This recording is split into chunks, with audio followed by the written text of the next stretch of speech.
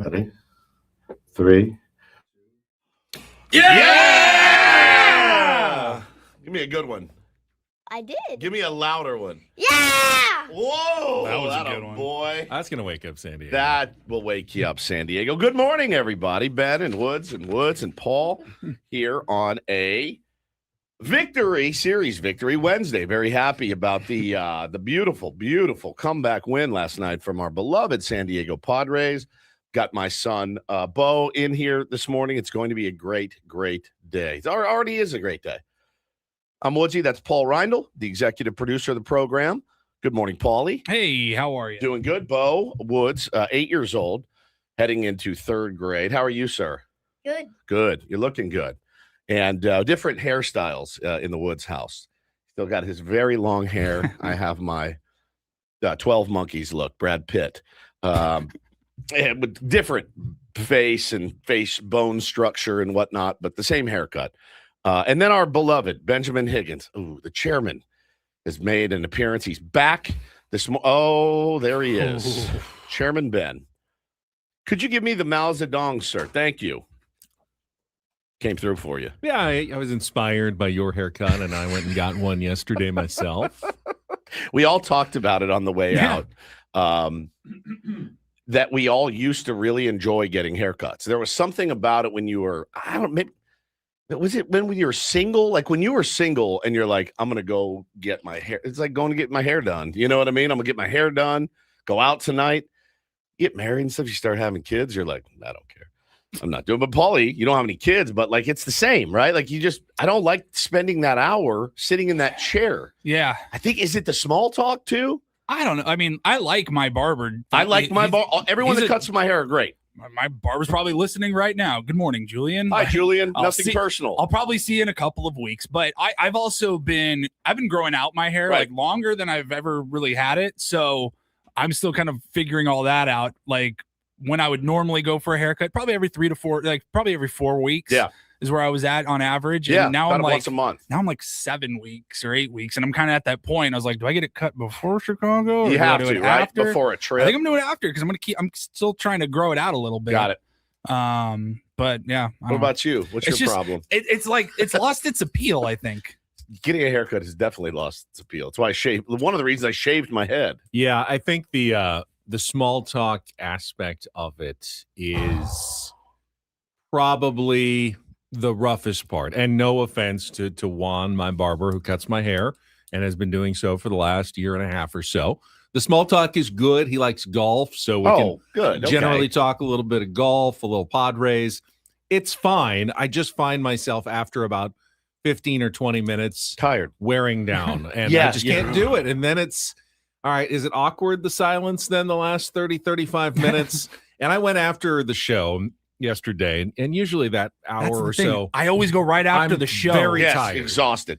You don't want to talk. I may have fallen asleep like twice. I've done it, and somehow I managed to keep my head from dropping because he continues to work. But there was a couple of 3 or 4 minute chunks that I have no recollection of whatsoever, and I wonder what he's thinking while I'm snoozing in the chair and he's just cutting my hair. Now, I have an idea. I can just throw it out there. Nobody's done this yet. Topless haircuts. At that point, I think you'd A, look forward to going to get your haircut. B, I promise you wouldn't fall asleep. Right? Yeah.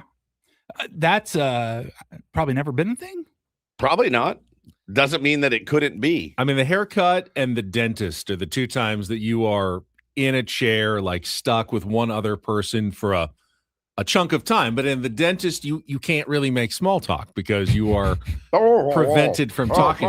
Perhaps if you just wear some sort of gag during the haircut. But you're right. So you can't talk at all. You're right. That you can't doesn't stop the hygienist, though, does it?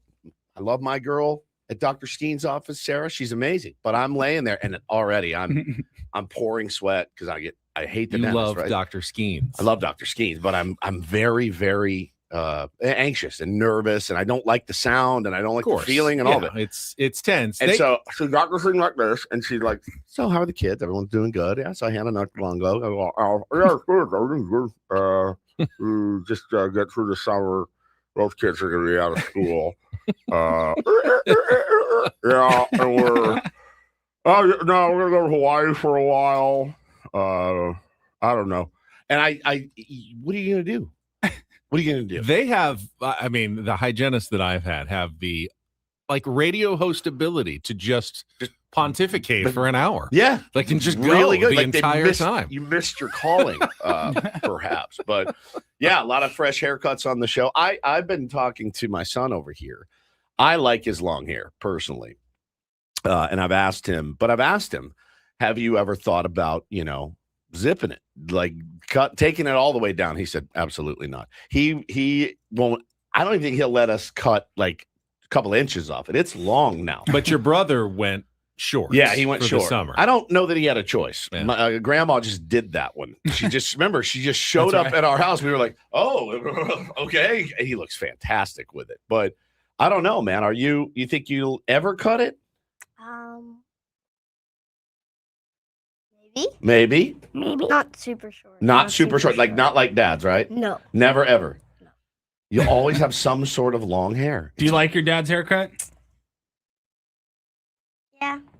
He was supportive. I get that he feels this way at this age. He was supportive You can't of really me. imagine yourself with a different look. But, Bo, I promise you, at some point, whether it be your teens or early 20s, you will He'll want a you high will and tight. need a different look. You'll just feel like I need a change. Yeah, I you'll need to get try stale. something different. You'll realize that if it doesn't work out, you can always grow it back. It'll Right. take a while, but you can always make that decision. But you will feel the urgent need to change something at some point. And it's so funny with him because we he's 8 years old and he will get sensitive about things.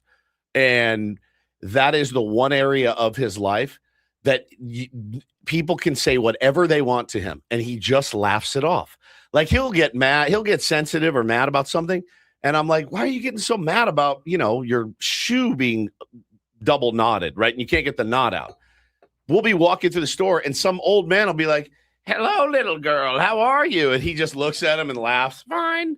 And then he looks at me and laughs, doesn't say a word. It's happened to us 1,000 times. Like, oh, is that your daughter? I'm like, nope, that's my son. And it also, like, we don't live in like the Midwest. Like we live in Southern California where I see kids run around to school all the time. And I can always tell, oh, that's a little boy with long hair. That's a girl with long hair. Blonde hair It's on, like on grows a on boy trees. is not shocking in Southern No, California. it's not at all, dude. It's kind of And like the prototype. it's like the- honestly, it's not the exception. It's almost the rule. Paulie, when I was growing up, That's at least the vision you have of California. When I was growing up in Texas and California, and I would read magazines or watch music videos, everybody like these guys are out of LA. They all had long blonde hair. Every single one of them. I didn't grow up here. I thought everyone looked like Baywatch. Yeah, surfer, like the surfer look. Now he won't get in the ocean, but he has the look. He definitely has the look, and but he's out on it. And I'm like, are you sure? Like you could. And I'm not forcing him to. My parents will definitely try to get him to cut his hair when he goes to visit them in Texas this summer. My mom will do it, Bo, you sure you don't want to cut your hair? Gabby will take you right now. We'll go get it done. I'll buy you 10 boxes of baseball cards. She's big on bribery. Right. But no, it's good to have him in. I don't know. I don't think I told you You guys. get a broccoli cut for 10 boxes of baseball cards. Yeah, maybe. I think you might be right.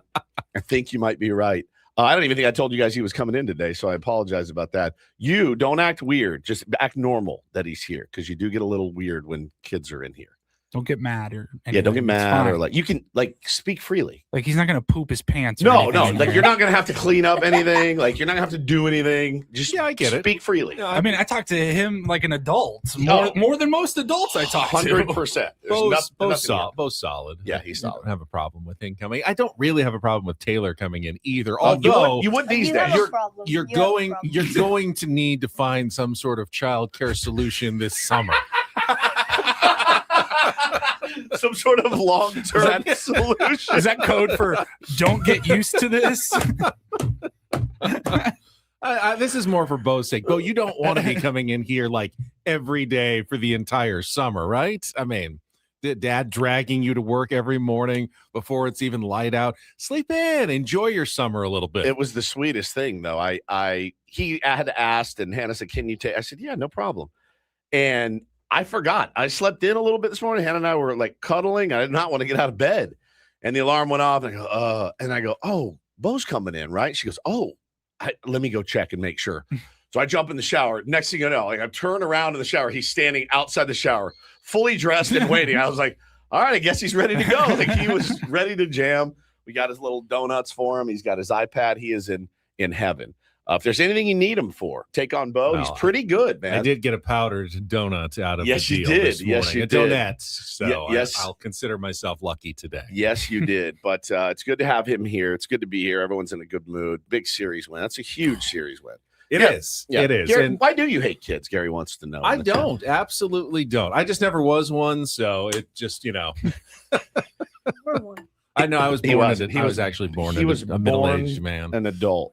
Robots aren't really kids. Yeah. Robots, they're taken out of the box and they're always kind of adults. Ben, we have the joke that Ben's kind of a robot. My kids do have a lot of Ben in them, though, in that they really, really, really like fancy restaurants. Yeah, I love And fancy restaurants. When I was your age, Bo, my mom would say I would only ask. I needed to go somewhere with a tablecloth. That's right. If we were going out to eat. What's your favorite restaurant on the planet? Bob's. I mean, it didn't even take him 1 second to answer. Bob's Steak and Chop House. It's fantastic. Wildly expensive. Everywhere we go with him for Father's Day dinner, we went out to dinner at the Henry, which I love. And I go, there's the kids menu in front of him. I see him. He looks at it, shakes his head. He's like, I don't want hot buttered I never noodles. ordered off No, the kids menu. he goes, I don't want hot buttered noodles. I don't want chicken fingers. I go, what do you want? He goes, I want the filet. I was like, the filet is $61. I don't know when I turned into my dad, but I did. I go, $61. And he looks at me. He's like, yeah. Like they don't have the concept of what $1 is. And he goes, so? He's like, that's what I want to eat. I was like, fine, you're splitting it with your mom. So they split it. So still $30 steak for him. He's got high fancy taste like you. Absolutely. Yeah. All right. Let's see. Got my weather training yesterday from Megan for Saturday's shift when I will be anchoring and doing the weather on ABC 10. That is for our evening newscast. That is this Saturday. Right? Yeah, the night before we leave for Chicago. What time? I believe we have 6 p.m. and 11 p.m. newscasts on Saturday. Not nights. we. You. I have 6 p.m. and 11 p.m. newscasts. There is by no myself. we, right? I will be the only one in the studio on the air. Yes. Yeah, there's a support staff, cameraman. There's a director and a producer who will be in a different room and in my ear, and there'll probably be a reporter who's somewhere on location. And that's pretty much our weekend, kind of a skeleton crew as everyone goes to the Emmys that night in La Jolla, the local regional / Emmy Awards. The fact that you didn't go to this. The Emmy Awards? Yeah, with all of your colleagues out there, they're getting lit. Oh, yeah. Lit. Oh, yeah. The fact that you didn't go to this, it actually infuriates me. It does. I'm infuriated. Aren't I? I'm a little upset. Aren't I very appreciated by being the one who works to allow them all to go and enjoy their evenings? I don't really know. Is something awards are. I just don't care about them. But I don't know of anybody who deserves a night out more than you. More than them. They always go out. You and know party. me though, and you've worked with me for many years. I'm not the guy who hangs out with my work colleagues outside of work that much.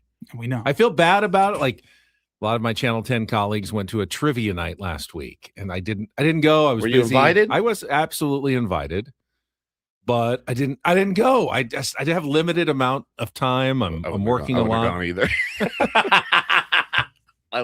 We have some Odyssey events sometimes outside of work, and I rarely attend, and I feel somewhat guilty about that. But when push comes to shove, when you're working 2 jobs and you're just trying to get through the day, adding another hour and a half or 2-hour event in a day just doesn't work for me very often. Yeah, but I've seen some of your colleagues inebriated before. It's worth it. It's absolutely worth It it can be fun. to go there. So what kind of training did this involve? So basically, we just went through. I learned how to set up the weathercasts, Okay. like the different. As Max told me, who sits next to me, Max Goldwasser, who also does weather and anchor sometimes. It's basically a PowerPoint presentation when you Okay. think about it. That And makes I sense. said, never done one of those either. But yeah, you're basically setting up different slides, which you can stand in front of because we've got the green screen. So she showed me how to set up each slide in order Okay. with the map, the live camera. Like, let's take a look at the beach in Carlsbad right now. Got it. And it Nice- goes live. Nice evening, goes live, and then it show Nice. you like the instant like temperature and wind speeds, and then So now do you have to like familiarize yourself? Like, do you have a monitor with what's on the green I've got screen so multiple that you know monitors. where to point? Yes, I've got when I stand there, I've got Is it like multiple mirrored? different- So do you have to like think about It like is, if I yes. point So this way, I gotta have go this to way? point the opposite way if I'm going to point. But as Megan told me, you'll watch. You don't have to stand in the green screen the whole time. You can step right out and just let them see the entire Good idea. screen without you in it. You may Keep it pop simple. in for a second or two, and you can pop back out. So Will you do when you're standing? Will you do the hand vagina? hopefully You not. Stand at the thing. Hopefully not. Are you sure? I want to be gregarious with my hands. You're talking and Oh, there he is. gesticulating, Gesticulating. and, you know, Yes. pointing perhaps at the map, up and down the West Coast here. And she was kind of giving me a preview of what she thought the forecast would be like. And she'll help me on Friday when she's working, dial it in since I'm not a meteorologist like she is. Right. But yeah, you're probably going to have a storm up in She's the good, Pacific Northwest. That low pressure is going to bring our temperatures down a little bit. So I've got a plan. She's good. She's good. So She's really good. you're learning from a really good one. Yeah. Will The triangle of death we call on television when you put your hands together in a triangle shape in front of your groin area. Your dong. You'll see some awkward newscasters do that sometimes on television because they don't know what to do with their hands. Yeah, it's the hand vagina is what it is. It's Yeah. the weirdest. There's really no other way to. It's the hand To clam. describe that. The hand clam. I don't like that. I didn't really either when I said it. I She don't like gave that me- at all. oh, I don't like it at all. There's some specialized slides. Like on Saturday night, I will Get have that picture off. I will have an hourly forecast for the Padres Dodgers game on Sunday. Like, hey, at 2 hours before first pitch, it's going to be 73 degrees, and then by first pitch at 1 o'clock, it'll be 77 at Petco Park. Yeah. So we'll have like specialized forecasts for Padres games, and you can have like at the Del Mar Fair. Here's what's going to look like today at Sunday if you're heading out. So you've got different things you can look at in the county to kind of personalize it on the weekend. You're gonna do so much work that night. You're gonna anchor This is Saturday night, Saturday, and then we're anchor sports and weather. News, sports. Oh, sorry. weather. Yeah, news, Yeah, sports, the whole weather. the whole so shooting it's match. 10 news with Ben Higgins 10 and, news and with Ben only Higgins. Ben Higgins. Yeah. Here's if I'm his coworkers, I'm terrified. He's the last guy I wanted because he's really good. He's gonna crush it. The bosses are like, We don't need all 8 of you. yeah, they're gonna go because we know how media works these days. They're gonna go.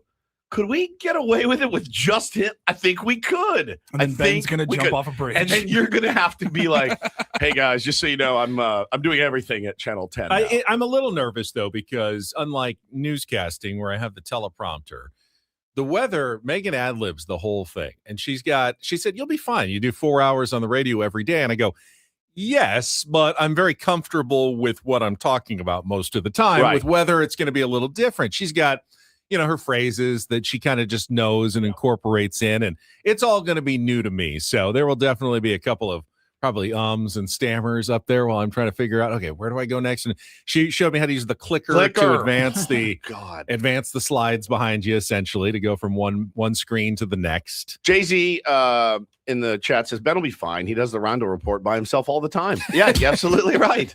He'll slide right in. Special appearance from Woods. Oh, no, you do not want me there.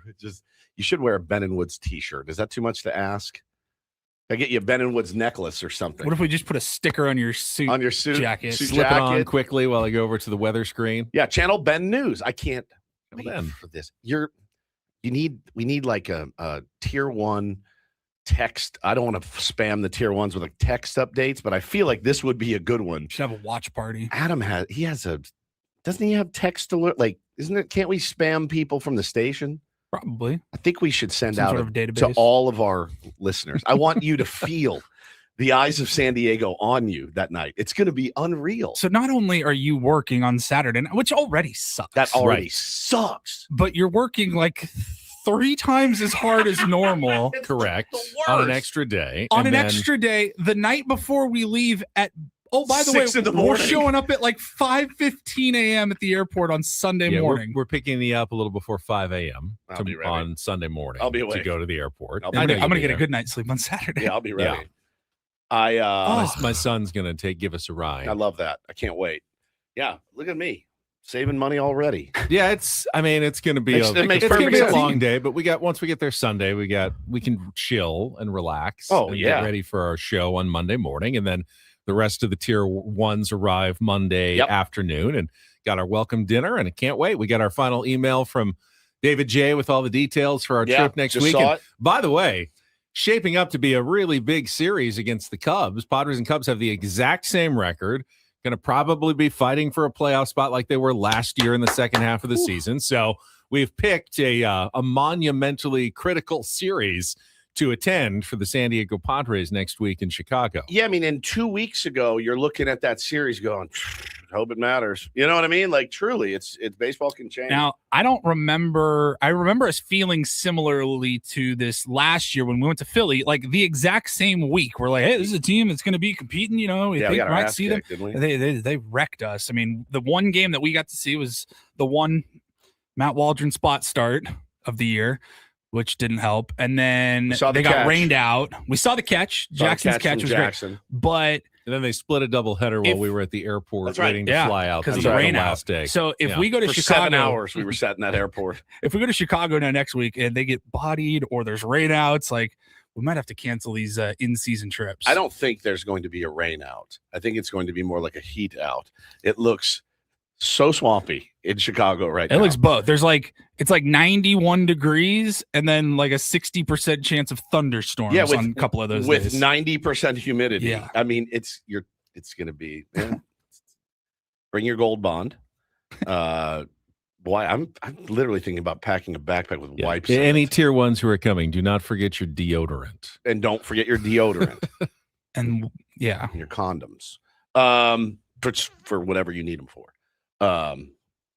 That's it. That's all I got. All just right. walking around with a bag full of dude wipes. Yeah, 100%. I would imagine people would like to get into last night's game. It was quite the affair at Petco Park last night against the Atlanta Braves. Wild second inning, back and forth, and then, of course, a walk-off victory in the bottom of the 10th inning, courtesy of one Manny Machado. We will get to all the highlights, our wrap-up of a second straight Padres victory. They'll have a chance to go for a sweep today.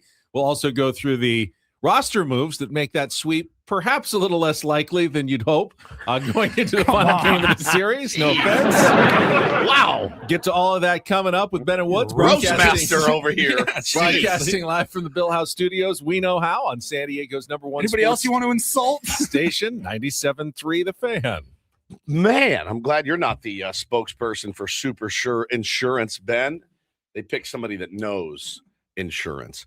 I wanted to tell you again, introducing Super Sure Insurance, the super agency built for you, licensed in every state for your business insurance and employee benefits, all with year-round support for you and your team. Listen, when you buy an insurance policy that lasts for a year, there's gaps, there's risk involved. Wanted to make sure that you guys have all the tools that you need at Super Sure.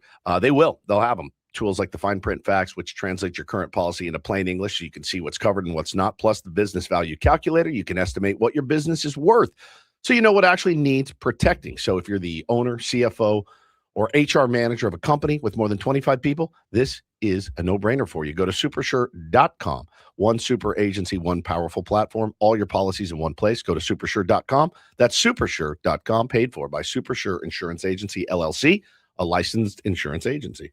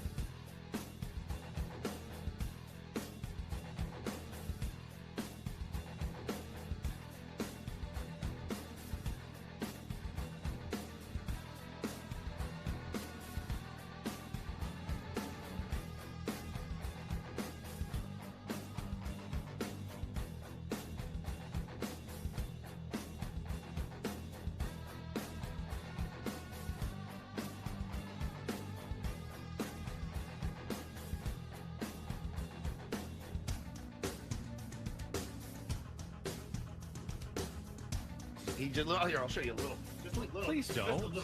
What hurts on you? Nothing at all. A little bit. Nothing. Now, So let's say whatever you're about to touch is the only thing. Let's say It's gonna hurt. Right? All right, yeah. Okay. Pretend your knee hurts. Pretend your knee. It's going to in a second. Right here.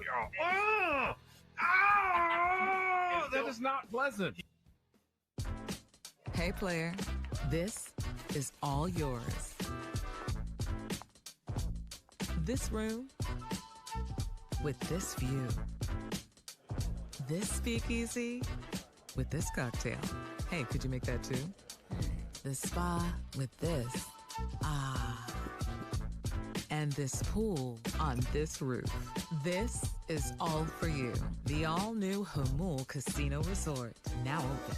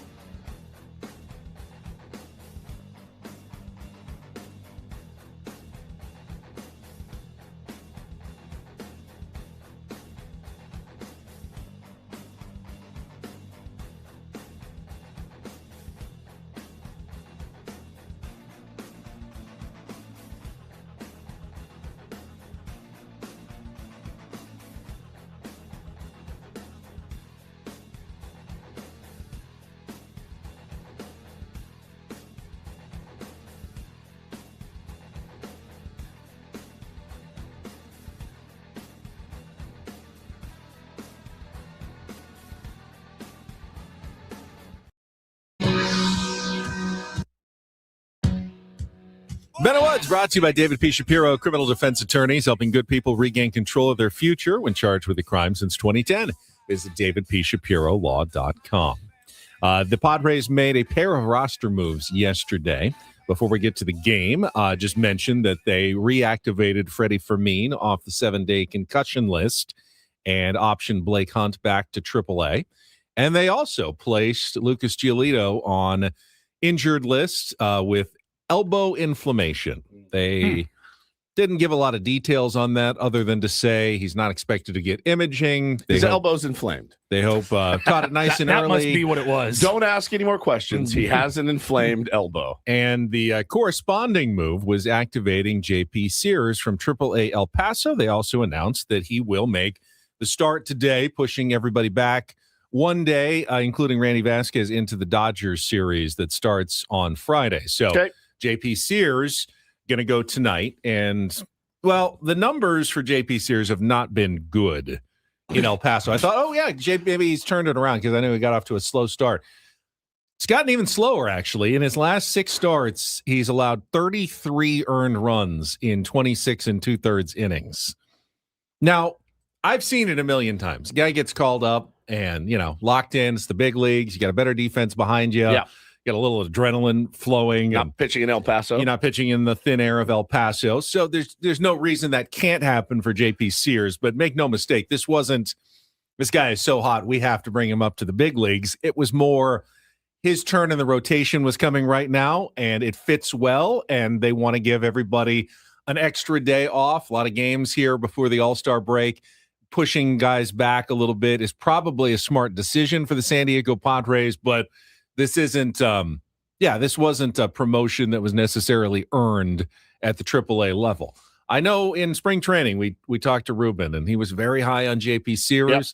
So he's got that dog in him. I'm sure he will compete as hard as he can today against an Atlanta Braves team that is going to not want to get swept. No doubt. By the San Diego Padres to start their West Coast road trip before they head up to San Francisco. So 5:40 first pitch, and those were the moves that the Padres made yesterday. Yeah, and you told me at the break, hey, pull up the Padres bullpen usage. It looks a bit like a trauma ward right now. They color code it, right? So blue he's ready. Yeah, they can't do what they did for Griffin Canning yesterday with J.P. Sears today and take him out after 2/3 of an inning. No. That not going to fly today after what they did yesterday. No, absolutely not. Kyle Hart in the last 3, he's thrown 56 pitches. Yuki's thrown 52 in the last 3. Mason has thrown 42 in the last 3. Wandy has thrown 24. Adrian Morejon 22. David Morgan 15. Marinaccio 15.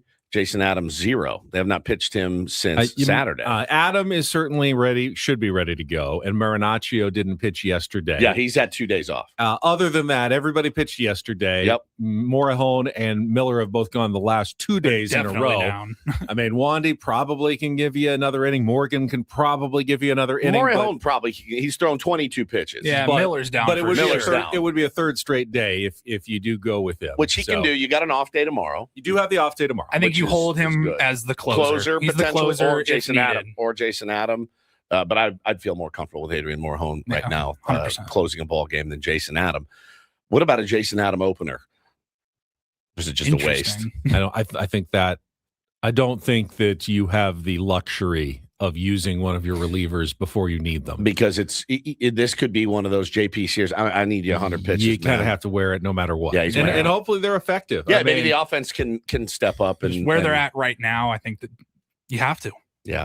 What time's game? Normal time? 5:40. We got 1 hour earlier for the getaway day for the Braves. Cool. Right when practice starts. Not a day game. We'll talk a lot more about it coming up. Here's what we've got. Setting the menu for the program today. We'll get to the highlights, our Padres wrap up, and the ups and downs, the roller coaster ride of last night's 7-6 win over the Braves. At 7 o'clock, we'll pay off our incorporator. How did Jesse Agler work the word mulm into last night's broadcast? And he absolutely did, and did it well. At 7:20, or don't do this segment, and then 7:35, it's a Big League Wednesday. We will be joined by our friend Brett Boone, host of the Odyssey Brett Boone podcast, talk about issues in Major League Baseball.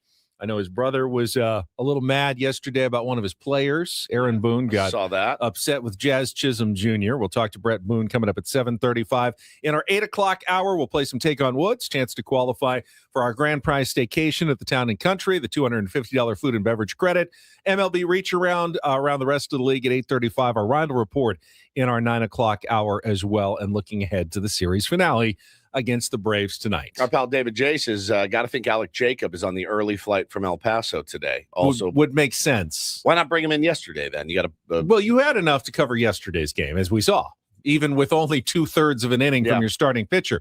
Now you don't. This is this would be a time to grab an extra arm from AAA as a bullpen insurance policy. Canning forced their hand with his two-thirds of He did.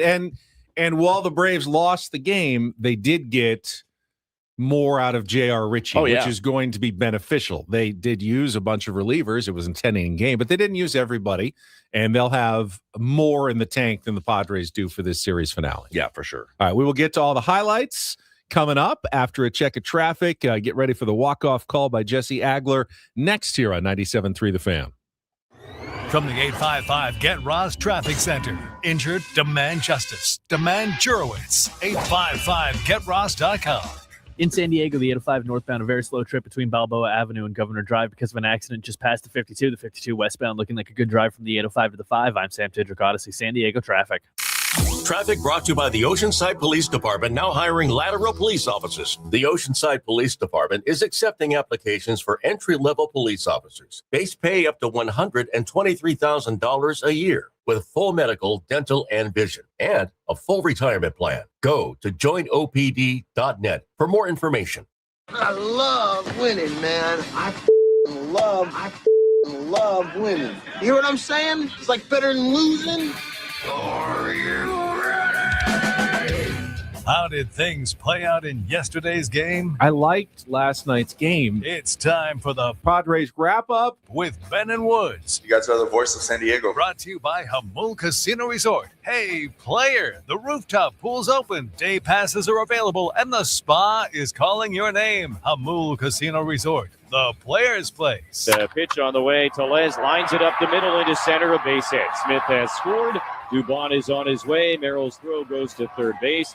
A 2-run single for the Padre killer. And Rowdy Tellez gives the Braves an early 2-0 lead. 0-2 in the air to right field and deep. Fernando turning to run, heading back, looking back. It'll bang off the wall. Baldwin has scored. Smith held at third base. And a head first slide into second for Michael Harris. That is an RBI double, and the Atlanta lead is 3-0. Olsen takes inside ball four. That is a bases-loaded walk to Olsen to make it 4-0. And Duran reaches for it, grounds it through the left side, and a base hit. Bogart's being waved. Smith's throw will kind of trickle in towards Riley. An RBI single for Duran. And the Pods are on the board here in the second inning. It's 4-1. 2-2 on the ground to the left side. That one will find its way into left field. Wagner rounding third. And again, Smith, not used to playing the outfield, doesn't have the arm to play the outfield, will not make a throw home. Back-to-back RBI singles by the 8 and 9 hitters, and it's a 4-2 game. Now the 3-1 offering, and Fernando lines it up the right field side. That is a fair ball, going to bounce and roll to the corner. Duran has scored. Song is going to be held at third. RBI double, Fernando Tatis Jr., and a 1-run game in the second. Next pitch, swing, and a ground ball up the middle. Diving stop, Dubon to his left. The throw to first base gets through Olsen.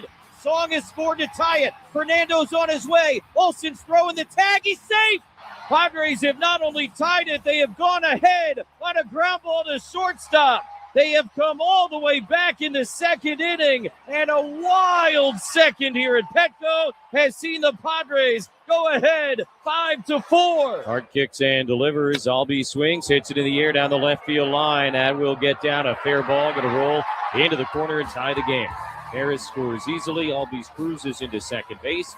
An RBI double. And here we go again. 5-5 in the top of the 2-1 to Dubon is in the air deep to left field. Samad Taylor back. He is at the wall. This one going to go. Long home run to left field for Mauricio Dubon. Second hit of the night. And his 8th home run of the year will put the Braves back ahead 6-5 here in the 5th. Now the payoff pitch. Fernando in the air deep to center field. Harris is going back at the wall. This one gonna go! Third of the year for Fernando. A game-tying shot leading off here in the 7th inning. And we are once again knotted up 6-6. Mason delivers and a hard hit grounder right to Bogarts at short. Sanders got it. Throw to first is in time. And the inning is over. Mason Miller gets 6 outs here tonight. And he swings, lines it up the middle into center and a base hit. Merrill rounding third on his way. Harris's throw to the plate will not be in time. And Manny Machado wastes no time. A walk-off RBI single on the first pitch of the bottom of the 10th inning. And the Padres cap a madcap night at Petco Park with a 7-6 win over the Braves. Yeah, just kind of what we've been doing all year is we've been getting down and then we've been coming back. And we haven't had a ton of offense over the whole year if you look at it, but we always tend to bounce back and come back in some form or fashion. And, for them to endure that long inning in the second inning, give up 4 runs, they're staying out there on defense for a long time, come back in and rally the troops and, not just swing away, but take a few walks, get a rally going, and then, get some hits to go through the holes. That was, just textbook right there of resilience, bouncing back and making the next play. I got a little tingly listening to that one. That was amazing. Good. Padres That grab game up. was insane. It was. last I mean, night. I can't even imagine as a Braves fan, you see your team score huge early, and then later in that inning, you give it all up, and then one more. Oh, no, wait. Yeah, you can. I know exactly how that feels from Friday night. Yeah, Friday Yeah. against the Texas Rangers when the Padres scored 5 in the first and gave up 6 in the bottom of the first. The joy was very fleeting. It sucks. Yeah, it sucks. And then just to twist the knife, it was about, 12:25 in the morning when Manny walked it off. If you're a Braves fan, Oh, in yeah, that's Atlanta. right. Yeah. East Coast, you stay up all the way through that game. And if you're a Braves fan, they got a really great bullpen too. Yeah. So you probably like your chances, just like the Padres like their chances deep in a tie game. But yeah, that was a wild one. Starting with another really outstanding opening effort by Wandy Peralta. He's been very solid. 1, 2, 3, first inning, 2 strikeouts. Best opener of the game, many are saying. He has really embraced that role now, going out there 3 times and giving the Padres a solid start to the game. Electric. Unfortunately, they have to bring in someone after Correct. the opener, and that has been generally the problem for the Padres. Now, it worked the previous time out for Griffin Canning, who had a decent It was outing, good. gave up 1 run, I think, in a Padres win. Did not work at all. In the top of the second inning, Griffin Canning was hit hard, just didn't have his command. No. Couldn't get, got ahead of a couple of guys and then couldn't put them away, which is, extremely frustrating.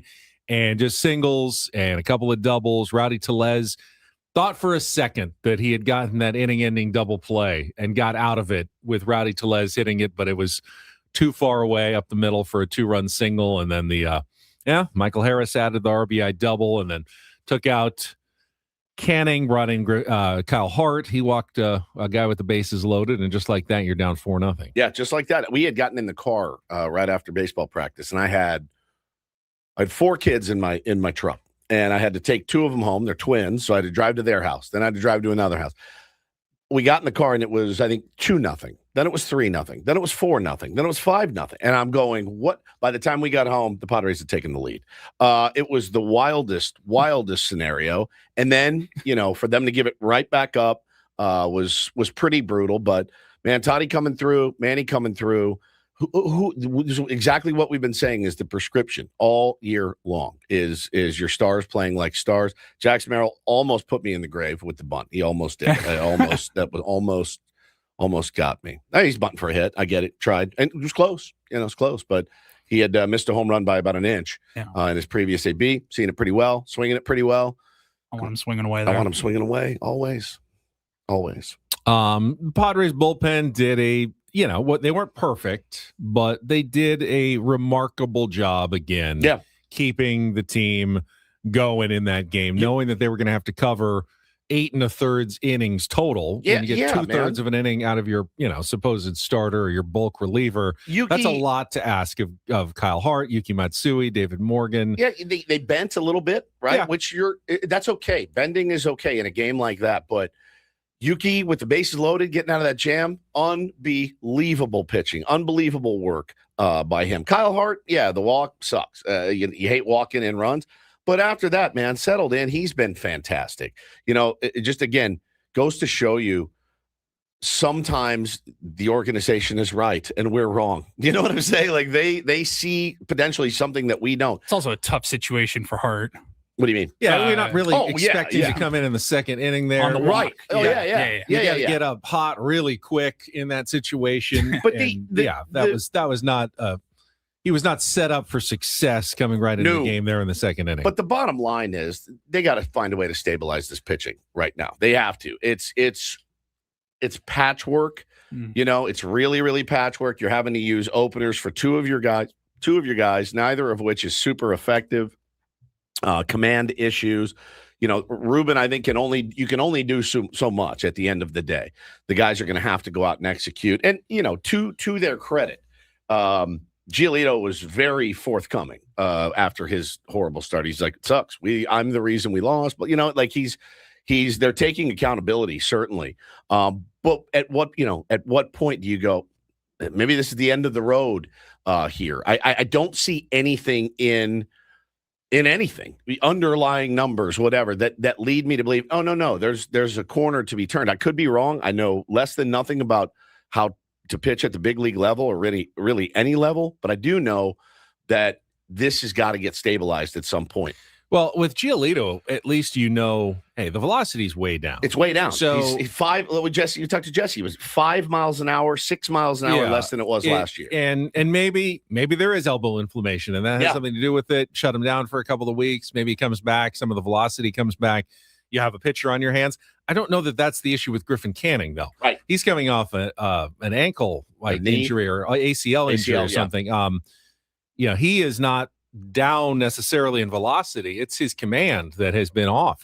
Maybe it's missing spring training, having a weird build up to the season, but he's been unable to find a groove. And Padres just don't have the depth, especially with Nick Pivetta and Joe Musgrove basically barely pitching at all this season combined to withstand two empty spots. And, with Randy Vasquez been struggling lately, 3 tough spots here at the back of your rotation. Yeah, you can bring up JP Sears for a spot start. You could bring back German Marquez at some point.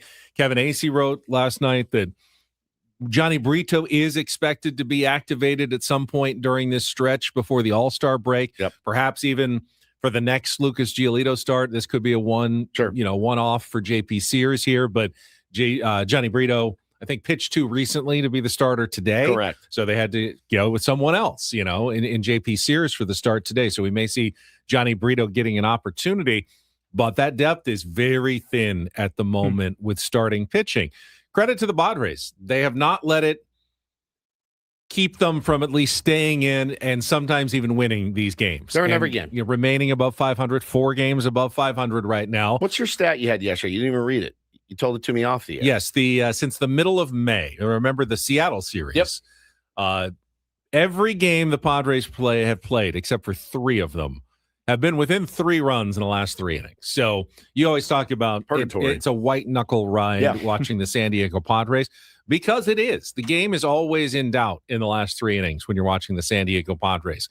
They're good at coming back, so if they're down, you got a great chance. If they've got a lead, it's probably a small one at the end of the game. They don't play a lot of 8-1s or 6-0s or 10-4s. They are all close at the end of the game, just like the entire season is close right now. I tweeted it last night. The entire National League, more than half of the National League right now, has between 39 and 43 wins. Yep. Padres are right in the middle of that at 41. So there is essentially really no teams that feel like they're totally out of it, other than like the Rockies and the Giants at this point. Even the Mets are still saying, hey, we're not totally out of this thing. We could still come back and make a playoff spot. The American League's really no different. 60% of the American League teams have between 38 and 41 wins. A lot of parity, no separation here at the middle of the baseball season, which means not a lot of arms or other players available right now in trades, because no one's going to be giving up on their chances when they know, hey, we're just a game and a half out of a playoff spot at this point. Yeah, I mean, I think if you own a baseball team, you want people to believe that you are in it, right? And if you are in it, it will mess with plans from time to time. We see it every single year. Like, the guy in, what's the guy in St. Louis? Kyle Bloom was probably like, this is going to be great. We're just going to chill to 60 to 65, 70 wins. I'll be able to dump, unload, reload. We're going to crush next year. Weatherholt have a year under his belt. Look at them now. They're trying to win a division. We have seen some of the Padres superstars start to perform in big situations. That's huge. We'll talk about it. We'll pay off the incorporator. All coming up next. Hour 2 of Ben and Woods on The Fan. We'll be right back.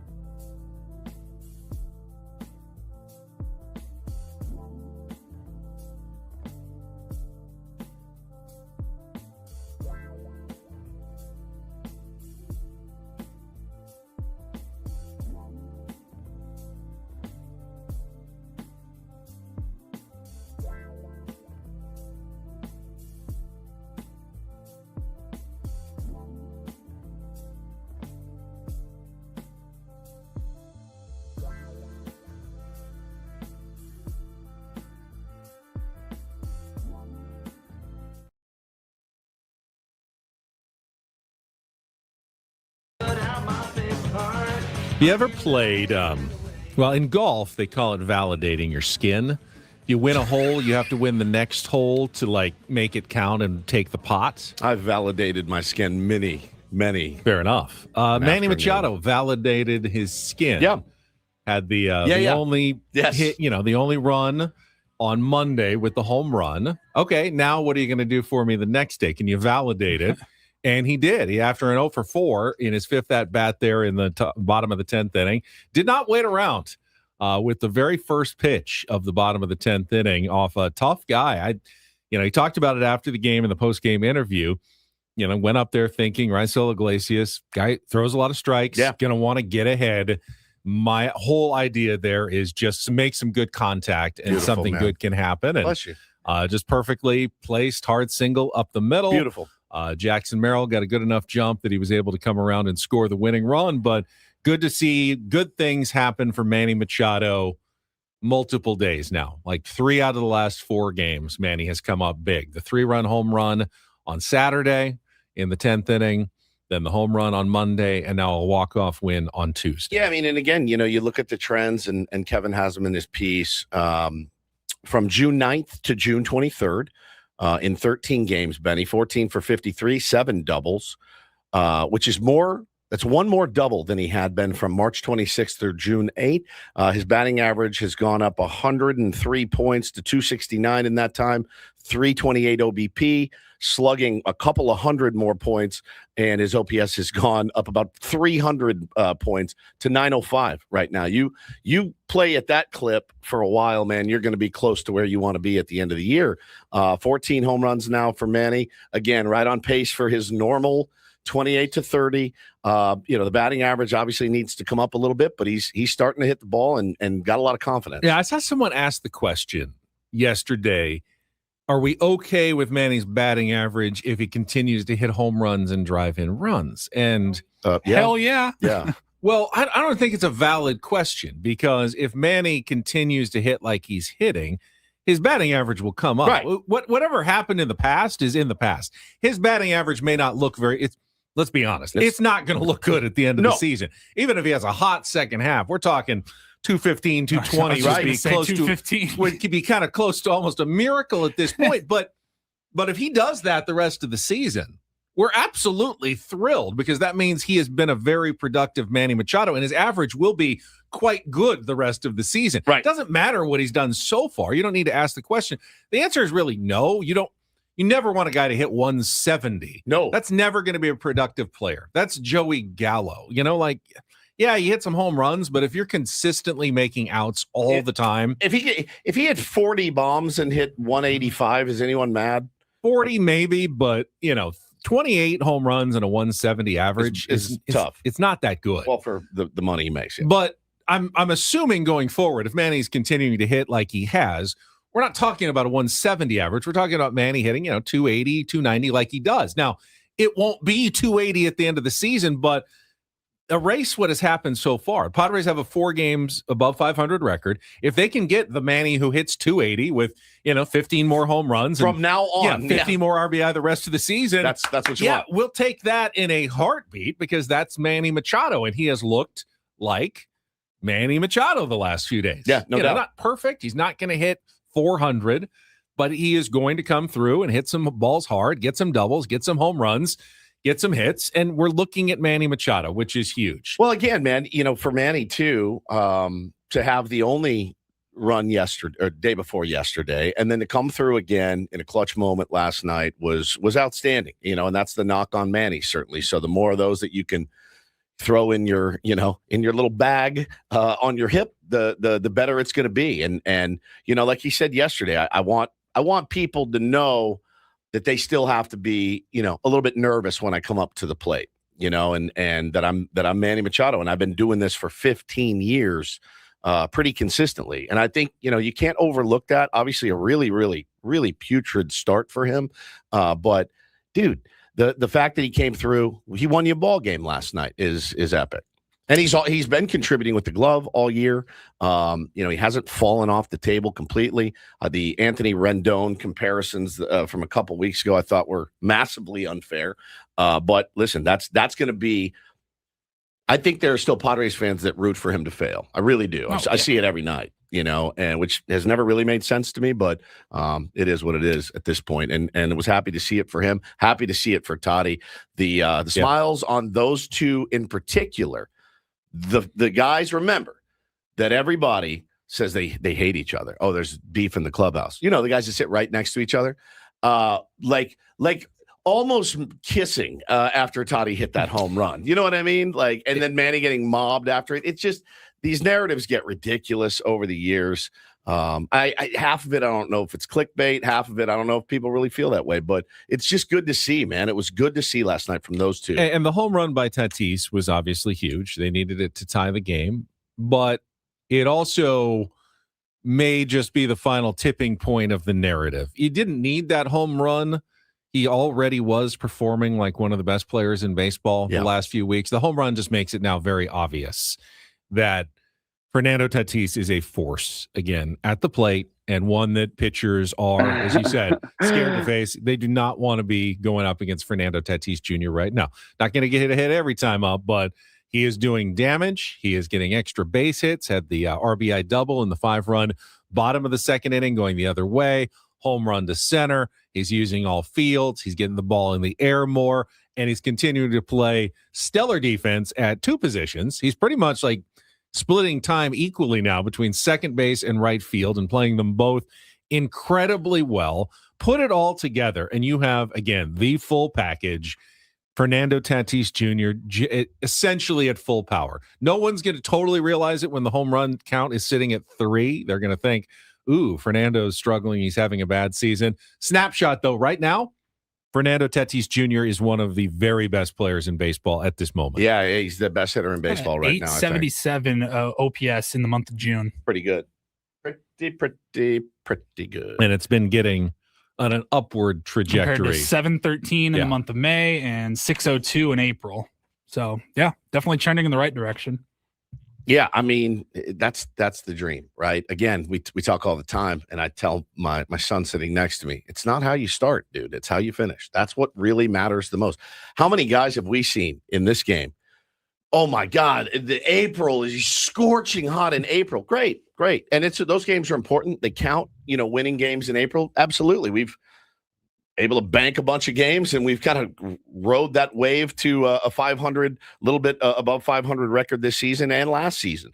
But I would much rather have guys heating up in August and September and October. That's really where it counts. So the fact that they're on the upward trajectory now, it gives you a lot of hope, certainly, and it gives you a lot of happiness to watch the games, knowing we're not out of it, and our stars are starting to hit a little bit better. Now, again, to couch all of that, those guys could go 0 for 8 today with 7 Ks. It's just the game. It's just the game that we all. But the bigger trends show positive things from the guys that we've been asking for more from. That's right. All year long. Even Jackson Merrill is trending. Now the real concern becomes the depth. The part of the roster that kept you afloat. Ramon Laureano and Miguel Andujar and Gavin Sheets and Xander Bogaerts being hot early in the year. Yeah. Not getting much from, nothing. Laureano's gone. Andujar is back, but is flailing. Sheets, it still comes up with big hits, but we've seen more offers lately. Still want Xander's been slumping. Still want Sheets in the lineup. Samad Taylor's been a breath of fresh air. 3 more hits after losing his hit streak the day before. Gets 3 more hits yesterday. Putting together good at-bats for you. By the way, my one of the kids on my team went to Padres camp yesterday. And I was talking to his grandfather at our practice. Padres camp straight to our practice. He was worn out.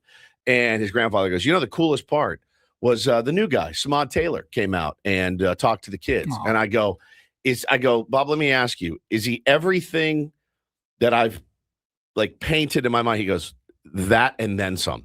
He goes, what a great human being he is. The energy, the high energy, all of it. We've seen it. What a find from AJ Preller. It's been a shot of life. A shot of life for this team.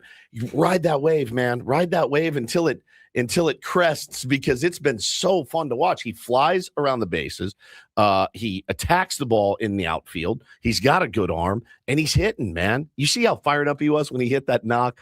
He turned around to Macias, he's just into it. Him and Manny embracing after the walk-off. I mean, he's earned the respect, I think, of everybody in town and certainly of everybody in that clubhouse.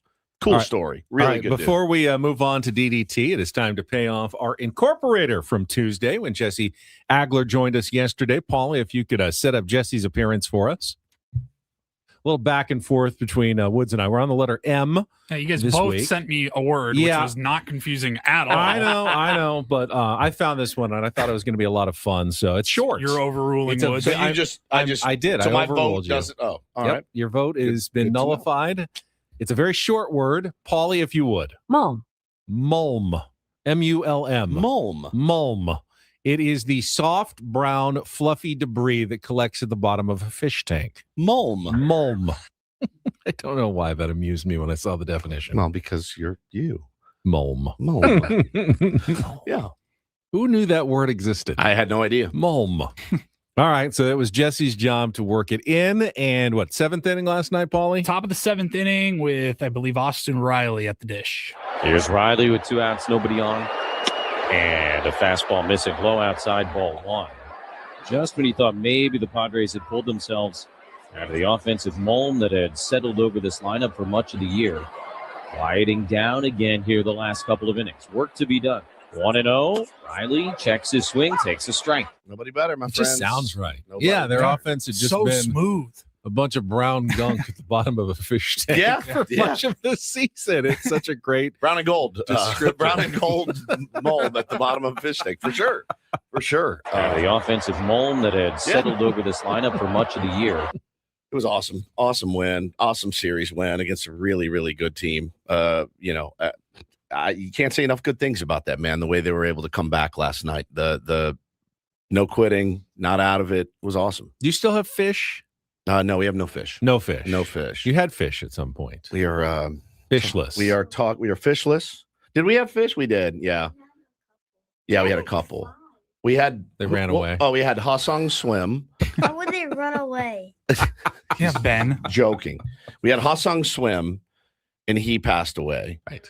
And I don't know that I've ever seen him more upset about. We've had dogs shredded by coyotes in the backyard. He was like, "Oh, I'm sad," but No? Vicious the sounding. fish were when Hasong Swim died. He was like inconsolable. That was the one that got him. Guy, because he would go play with him every morning, like feed him and watch him every morning. He don't play with him, Pet him, We- take him for walks. I don't know why. I don't know why our family does this, but we do this. We are we're looking at dogs right now. Looking at dogs now, adding to the Woods clan. I can help you out with that. Another It's going- I have four-legged some great friend. resources It's for going you. to be 3 cats, a dog, 2 kids, maybe another kid on the way. Just what else? Do we want to invite some transients to come in and live with us as well? Perhaps. You don't let anybody come visit you. No. If you're an Other animal, than though, animals, if you have right. 4 legs, the more the merrier. Come on in. Well, if you do get a dog, have you started thinking of Padre-related names for said new adoptee? No, we have not I yet. asked Mom for He wanted Xander. That's a cute dog's name, a I cute- think. I That's like a that really name. cute She said dog's no. name. She said no? She said She makes all the decisions on all the names in our home, so none of us really get a vote. It's kind of like working with Ben. My vote doesn't really count. I get overruled a lot. Fair enough. Yeah. Well, I'll ponder some of good puns possibly, Okay. and maybe I'll come back with you All right. with a good Padres-related name if you get a new dog. All right, let's take a timeout. When we come back, don't do this. Craig Counsell was fit to be tied yesterday after a very odd ruling in the Cubs game. I thought I knew baseball. I don't. I've never seen this before. I need you to explain how this happened. Okay, and Tony Vitello going to make an appearance in DDT. All I have to say to Tony Vitello is, how dare you?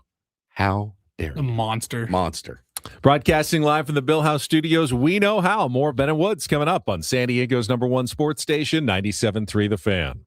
Gambling problem? Call 1-800-GAMBLER. GEGE 000-466. For a full list of games and rules, play at 7 Mile Casino. Visit 7milecasino.com. 7 Mile Casino is our place to play cards. It's so easy to get to. You just hop on the 5 freeway, head south to Chula Vista. Before you know it, you're pulling off, and it's right there off the freeway. So you pull into a parking spot, you walk in, and you're going to be amazed when you see what is set out in front of you right inside the front door. That's exactly right. You'll run smack dab into the California-style blackjack table. You'll look off to your right. You'll get your name written down, jump on the Texas Hold'em table. You can go up to near the bar area for the Pai Gow and the Baccarat and sit down, grab yourself a meal. They have, I love our Epic wings. I do. But I really like their salt and pepper wings that they have at 7 Mile. Like if you're in the mood for those, they do them pretty good there. The pork chop is delicious. I've been salivating for that. Whoever the chef is, Fantastic. like the Asian dishes, obviously the Kung Pao chicken, really awesome on that 24/7 players menu. This weekend, you can check out the Saturday and Sunday brunch, voted best in the South County, 9 a.m. to 3 p.m. just on Saturdays and Sundays. Enjoy it out on the patio with the views of San Diego Bay and Coronado. It's really gorgeous out there. And then sit down, play some cards with great dealers. Comfortable seats, TVs all over the place. You're just going to want to stay, settle in, and have some fun at 7 Mile Casino, just 7 minutes from downtown. Woodsy, I got it. Bark Grant. Bark Grant. Ooh, I like that.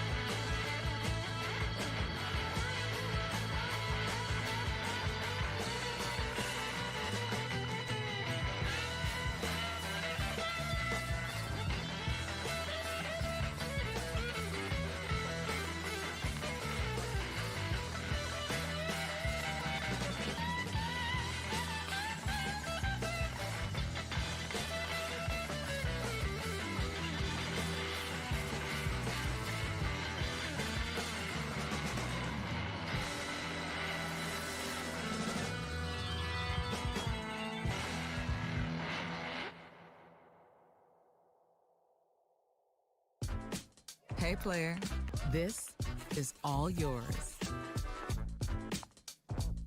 This room with this view. This speakeasy with this cocktail. Hey, could you make that too?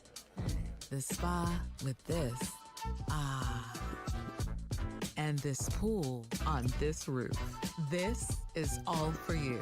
The all-new Hamul Casino Resort, now open.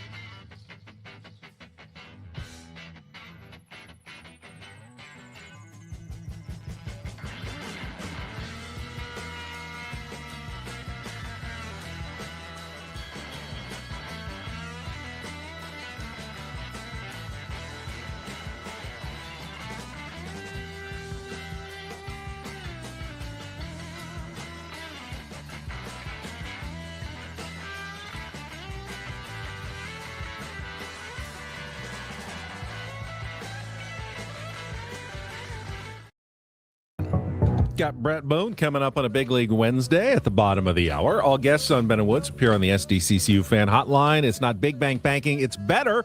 First, though, it is time for Don't Do This. And I will start. Craig Counsell was just kind of mad yesterday in general. He was mad that his team had been rained out twice in a row, which seems weird, but he said there wasn't any rain in New York the day on Monday when they got rained out. They pulled the Morgan Wall. Like it rained during the day, and they just pulled it. They just pulled the postponement card. Cool. You guys don't have a tarp or anything, but he had, the Ben and Wood show is going to get rained out on Friday. Yeah, they had been rained out on Sunday in Chicago, and it was like, you've messed up my entire pitching now. 2 straight rainouts. But like, there's nothing he can do about it. But he was unhappy with it. Hang on, 2 straight rainouts. And then preserve your pitching? Yeah, I was going to say, yes, it gets guys out of their routine. It messes it up later, though, with the makeups and the doubleheaders and such, I guess. Fine. He was not like reset your bullpen. Yes. Everyone gets a couple extra days. He was mad, but that's not why he got ejected in yesterday's game against the Mets. In the game, Michael Busch at the plate, Pete Crow Armstrong at first base. Okay, this is unreal. This is crazy. I believe the count was full or 3-1, and Pete Crow Armstrong takes off for second. Michael Busch takes a high ball 4. Michael who? Michael Busch takes ball 4 high. Bush. Even though Pete Crow Armstrong, they made the throw down to second, and he was tagged. Didn't matter because it was a walk. The umpire didn't even make a ruling on the play. The Mets, however, challenged the ruling at second base. Challenged what ruling? It was a walk. He's entitled to second base. Second base. And on replay, they ruled that Pete Crow Armstrong was out because he slid into second, touched the base, then his hand came off the base, and he was still being tagged at that time. So he had taken his free base on the walk and then abandon second base briefly. You can't go past second base. You're not entitled to anything other than touching second base and staying on it. So because he touched the base, came off it, and was tagged on his sliding mitt, he was ruled out on replay. Craig Counsell lost his mind and said that that's not what replay is for. That's not what the rules are about. The broadcasters thought it was fairly crazy as well. Have you guys ever seen this? I've never seen that. By rule, I can follow the logic. But it sucks. It is. I mean, there's no other way to specifically write that rule other than with a walk, you are entitled to get to second base. Once you leave second base, you are once again a runner and in danger. So how do you define it other than touching second base and not touching again? If he had sprinted straight past second base toward third and they tagged him, you obviously would have said you're out. Well, even if he didn't steal and he just walked to second base, and if the shortstop's got the ball and he steps off and gets tagged, he's technically just because out. it happened with his hand and not his foot. Unless time was called, it doesn't really matter. So I think this is the accurate call. It's the accurate call, but I totally understand what Counsell's saying. He's like, this is not why we used replay. The point I guess they're making is, in the days before replay, no one would have even thought of this. Right. No one, the umpire would have never obviously ruled him out, and we just would have kept playing on. Because there's replay, though, and the Mets were smart, give him credit. They said, hey, he left the base, and we tagged him, so he's out. I'm filing this away. Yeah. You know what I mean? It's one of those things. I'm filing it away. How many times on a 3-2 count have you taken off for second, ball 4, you cruise into second base, or hell, maybe you even slide like PCA did because you thought, and then you see the guys, but you know what they always do? They always call time before they do the get the dirt out of my crotch. You know, they always call time. So if PCA, I guess it wouldn't even matter. He didn't have time to call time or anything. They got to challenge it. He didn't know if it was going to be ball 4. Yeah, he had to go like he was stealing. I mean, whenever you're sliding in, don't let go of the base. Once you've touched it, just don't give it up. I know it's easier said than done sometimes. I still think he gets that bag. I still think he gets that. He didn't round the base in an attempt to take another base. Not. He wasn't trying to manipulate more space. He wasn't trying to advance. I think that's a dumb. And a lot of people feel that way. And the fact that the tag was part of the reason why his hand kind of came off as he was moving from one to the other. But again, how do you write that rule and say, but if he's trying to steal and slides and happens to come off the base, we're not going to enforce that rule? I don't know. Good point. I've got practice tonight. I'm going to tell my catchers, hey, ball 4, throw it down to second anyway. Why not? If the guy's off the base, if he leaves the bag and is looking for a sign and you can get him. That's crazy. That is crazy. Somebody said Yadi Molina once picked Eugenio Suarez off third after a walk. So they walk, you guys run on third, and Suarez is off the bag. That makes sense to me because it wasn't a force. That's wild. I don't know why this bothered me so much. I think probably because no, I didn't hear this yesterday until you sent it this morning, and it bothered me as soon as I heard it. So you're justified. Okay. So we all know about the Rafael Devers, Tony Vitello situation. Rafael Devers did not want to come out of the game for a pinch runner. It's been a 72-hour firestorm amongst other firestorms going on in San Francisco right now with the Giants. They are circling the drain. But apparently, Devers did apologize after the game to Tony V. Nobody mentioned that in the last 72 hours until yesterday. He did apologize, and he said, so his reasoning was this. A few days before, I had told the skipper I had a bit of a tight hamstring. So when I got on first base in the ninth, I wanted to kind of let him know, don't take me out because of my hamstring. I'm good. I mean, taking you out because you're slow as molasses. But right. in his mind, this is the ninth inning, and you're slow and you're on base. In his mind, I think he was like, my spot could come up again. My hammy's fine. I don't pinch run me just because of my hammy, right? He was more going, no, I'm okay. I'm okay. I'm Not, good. don't I'm take good. me out. I see that. I see that. Right. So he apologized to Tony B. And everything was fine. It was squashed. And then they interviewed Tony V. And again, it's made the hair on my arm stand up. He does a reference to one of my favorite movies, if not my favorite movies. It's pretty cringy. Kind of cringy and kind of butchers it. If he came over to my condo and said, I need your help, you can't ask about it, and we're going to do some damage, all I'd say is whose car we're going to take. You're not going to fall for the banana in the tailpipe? Was Tony Vitello talking about Rafael Devers? Yes. Okay. If he came over to my condo, it doesn't have the same.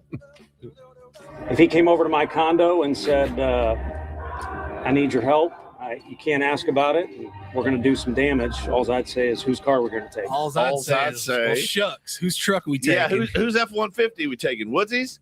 What's it really sound like, Paulie? The real one. Now you do the comparison. Okay, that's Tony V. You heard him. I need your help. I can't tell you what it is. You can never ask me about it later, and we're gonna hurt some people. Whose car are we gonna take? That's how it's done. You don't get that. And that was Ben Affleck and Jeremy Renner. Man. Yeah, they did. Iconic line. Iconic. Like, whose car are we going to take? I'm a little also upset with Rafael Devers, who rarely talks to the media. Oh, boy. But did one interview. I knew this was coming. I knew it was coming. Oh, boy. To blame. He blamed the media for the whole thing, saying this is the media's fault for blowing it out of proportion. Hated it. Okay, but you apologized to the manager. Right. So the media wasn't supposed to cover that. And you didn't speak to the media after the game, so there was no transparency, yet you're going to go then the next day and say this is the media's fault for making this into a story. But it's the chicken and the egg. Which came first, man? Like blowing it out of proportion? Like he doesn't, in his mind, he's like, I apologize to the skipper. I didn't talk to the media because you guys blow everything out of proportion. So I didn't even want to give a statement because of you guys blowing it out of proportion. Which, by the way, he's entitled to. Also, he's absolutely right. We take a thread and we will beat it to death. I am guilty as charged. You are guilty as charged. Hey, look, there's a saying. Look at me. Tell my kids this. Look at me in the eye. The truth hurts. It hurts to hear sometimes, right? But you have to wear it. Are you trying to say that what Devers did wasn't a story, though? It absolutely was a story. It was a story, but he didn't want to talk to the media about it because he had already apologized. And he's like, I'm not going to give this thing anymore. They made a 5-second story into a 72-hour thing. And I think it falls on Tony V more than it falls on Devers at that point. Tony V could have easily said, no, we're going to have a conversation. It's not a big deal. I like gamers. And it ends. They really made this thing into something it didn't have to be. But I knew you were going to get mad. All right. Finally, a rare do this recipient. Mega doo-doo. the NFL, I'm going to give them some credit for taking a stand for once and telling Brendan Sorsby, the quarterback who applied for the supplemental draft after being ruled ineligible in college football for gambling on games, no, we're not going to hold a special draft just so you can come play in our league for an extra year. If you want to be in the NFL, you're going to have to sit out a year and join next year's draft like everybody else. Good for the NFL for not, bowing to this kid's desires to try to fix a situation of his own making here. He's sued everybody to try to, get out of his own sticky situation that he created. Yeah. And they're going to say, no. I mean, at the very least, sitting out a year, if the NCAA can't make you do it, we're going to make you do it. Put the fries in the bag, buddy. Now, he thought he found a loophole. He tried hard. Now what is he going to do? Sue the NFL? Right. What do you do? He is allowed to play professionally in another league. Okay. Like, CFL or something, the Argonauts. Play for the Strike Force here in town for a year. Yeah, they still exist. Had a pretty good season this year, I think. That's Don't and Do This for a Wednesday. That was Don't Do This with Ben and Woods on 97.3 The Fan. Carlos says that was a lame Do This, to be honest. Thank you, Carlos. Thank you, Carlos. He said he's going to file charges through the NFLPA, but he's not a member of the point. NFLPA. Catch 22. He's like, I'm suing someone, everyone. Hey, get out of my. If you're in my way, I'm going to sue you. This is. I'm going to have the NFLPA start representing me. Yeah, me too.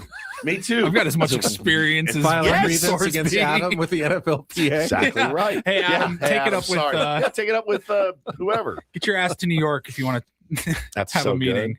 Good. All right. When we come back, it's a Big League Wednesday. Brett Boone is going to join us, host of the Brett Boone podcast. We'll talk more baseball, get his thoughts on some of those issues as well, from Tony Vitello and the Chicago Cubs and more. And the stuff with his brother and Jazz Chisholm, it's hysterical. It is. What are we doing, guys? We'll get to all of that coming up next with Ben and Woods on San Diego's #1 sports station, 97.3 The Fan. First, though, San Diego obviously is a great place to live, but let's be honest, it's not getting any cheaper. Housing, healthcare, taxes, groceries, it all adds up. And when people start thinking about retirement, one fear rises to the top. At least it did for me. What if my money doesn't last? I mean, imagine I've been retired for 7 years and now the bank account is empty. Well, that's where Trajan Wealth comes in. TRAJAN Wealth.com. Trajan Wealth is fiduciary advisors. They help people build retirement strategies designed for today's reality, factoring in inflation, market uncertainty, and the real cost of living right here in San Diego. They take the time to understand your goals and your comfort level because no two retirements look the same. Trajan Wealth offices at Liberty Station, Carlsbad, and Del Mar, so they're local, and they work with people who want confidence and not constant financial stress. So if it's been on your mind, start with a conversation. Call 1-855-TRAJAN-1. That's 1-855-TRAJAN-1. Or go online at TRAJANWealth.com. Trajan Wealth. Plan smarter. Dream bigger. Advisory services through Trajan Wealth LLC. Additional services through Trajan Estate and Trajan Tax. Actual client. Paid advertisement. Additional disclosures at TrajanWealth.com.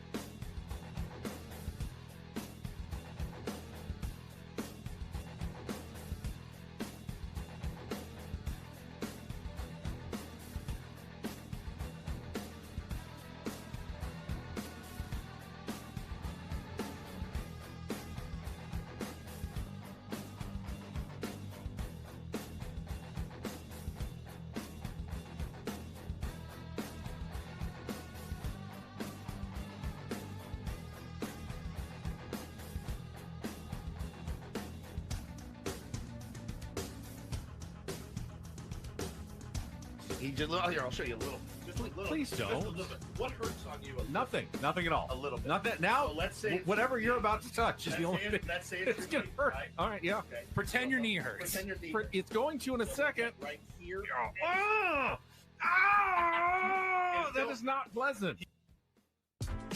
Hey, player, this is all yours. This room with this view. This speakeasy with this cocktail. Hey, could you make that too? The spa with this. Ah. And this pool on this roof. This is all for you. The all-new Hamul Casino Resort, now open.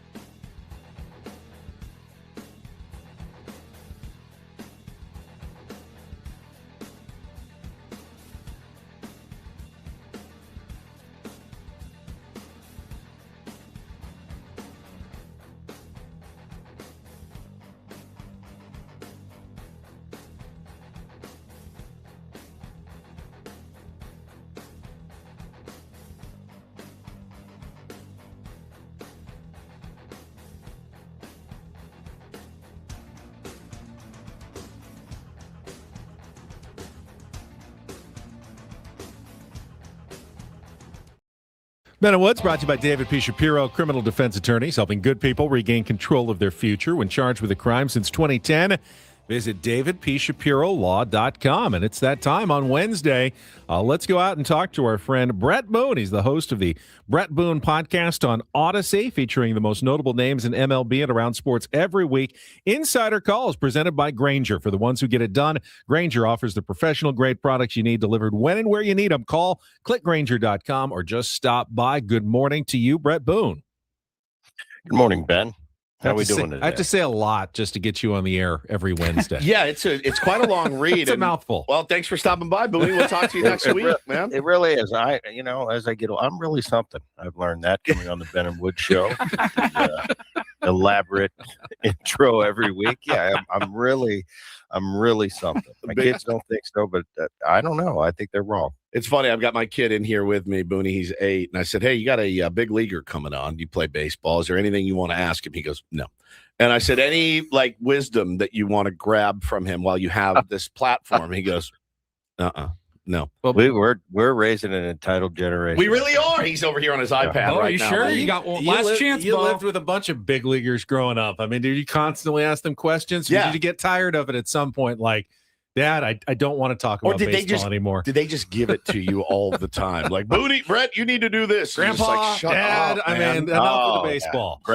Gramps gave it to me. He gave it to me every day. What I needed to do, where I needed. Yeah, shut up, Gramps. I don't want to hear. I don't want to hear your mindless stories about this guy Ted Williams. Who the hell is he? Right. It's funny. funny. But then you grow up and you look back and go, wow, that was pretty special. I was pretty lucky to have that wealth of knowledge. Actually, Brett, Absolutely. I don't think we've ever asked you, since we're talking about you being, 8 years old or whatever, what was Little League like for you with your family's history? Were you always expected to be the best player? Were you always the best player? How did that go? I mean, you probably had certainly better resources than most Expectations kids. were high. Expectations were high, yeah. Well, I grew up in Jersey, and I just did a show about this the other day. I look back, my childhood buddies, and growing up in Jersey or Philly, from that part of the country, you are all in. If you live in South Jersey, Philadelphia, you are a Flyers fan, you are a Sixers fan, you're an Eagle fan, you're a Philly fan, and you're a Rocky Balboa fan. And that's just the way it is. My buddies, though, everything was about Philadelphia sports. And, my dad is the catcher on the Phillies. And to me, it's not a big deal. It's just what he does. It's my life. And, my friends really didn't give it the time of day. They didn't treat me any day. And I really look back and I appreciated that. But if you're talking about the little, yeah, there are always expectations. There are always the fathers in the crowd. Oh, he's playing because his dad's Bob Boone. You're always going to have that growing up. But for me, it didn't. I didn't care. I didn't care. I was there to hang out with my buddies and get a Slurpee after the game. So my childhood experience was awesome. And yeah, you're usually one of the better players in the league when you're a kid, when you end up doing it for a living. So that helped. But I really was unaffected by it. And I thank my buddies because they didn't treat me any differently. And I was just a normal kid and got to do things that now looking back were unbelievable. But at the time it was just, no, it's just, this is where my dad works. It's take your son to work day. And I go to the vet and put my uniform on and hang out with Pete Rose and Luzinski and Schmidt. And that was my day, but it wasn't a big deal. And to their credit, none of my group around me or family members made it feel like it was anything special. It probably was easier for you too, because your dad wasn't your coach, which I am of this one over here, and it's hard, right? And you just don't be a psycho. Don't be a psycho. Be a normal person. I'm trying to be. I really try to be a normal person out there. The good news is like you had big leaguers in your family. You're like, man, there's pressure. I'm gonna have to get up to that. He's already a better baseball player than I've ever been, and he's 8 years old. So no pressure there. Just can go out and have fun, Booney. But no, Bo is here. Bo, just say hi. Hi, Brett. There he is. He's back in the background. Hi, Brett. Yeah, Bo. Hey, Bo. What's happening, man? You a good player? Yeah. I've seen your dad play, so that's not really stretching. Booney was giving me grief last year. He's like, you got to pull your head out of your A. And I'm like, I looked at the stat. I didn't know how bad I was doing. And I looked at the stats. I was like, I'm hitting 600, dude. Leave me alone. Like, I'm not actually doing that bad. You're the worst mentor of all time. No, we got Brett Boone on with us here this morning. I'll never forget, Booney, the first year you came to fantasy camp, you walked by one day. After like 1 or 2 days in, you walked by me in the hallway and you just go, your buddy is a head case. I've never seen. I mean, Woodsy acts like it's he's in a garage band, and then all of a sudden he's got to play Taj Mahal because he's on the field at fantasy camp. And I'm just going, Woodsy, you got to relax. Take a anti-anxiety pill. This is fantasy camp. You're actually better than most of the players here. Start acting like. Paulie has no problem. Paulie's one of the better players out there, and he just rolls with it and breaks and throws strikes. And Woodsy's like, I have to throw strikes. I have to. I wonder where he gets it from. But that, I'll tell you what, it's entertaining for me. It really is. I'm entertained more than you guys know. I was entertained by your brother. And, it's New York, so everything is blown way out of proportion, I think. Jazz Chisholm takes the field the other day with a blow pop in his mouth, something you wouldn't have done. I was surprised. Your brother goes, no, that pissed me off. I was pissed about it. Jazz was cool about it after the game. They had a conversation. This is what happens. You did something wrong. I'm your manager. I'm going to tell you how I feel and remedy the situation. Of course, he goes out last night, hits a huge bomb for them. And Aaron then says, actually, he can have as many blow pops as he wants. Things like that, Booney. I didn't think it was a big deal. I've seen guys jam pouches of Red Man. I've seen Tim Raines used to have cocaine in his pocket. Like, what are we talking about here? It's a blow pop, right? Like blowing a bubble while he's throwing the ball from third to first. While he's hitting, I saw A-Rod blow a bubble while he was hitting. Like, why? Why is everybody so upset about this? Well, I don't know if, first of all, you got to take in consider it's Jazz Chisholm. He's eccentric and he's going to do the thing that's going to cause, bring attention to him. It's all about managing expectations, managing personalities. And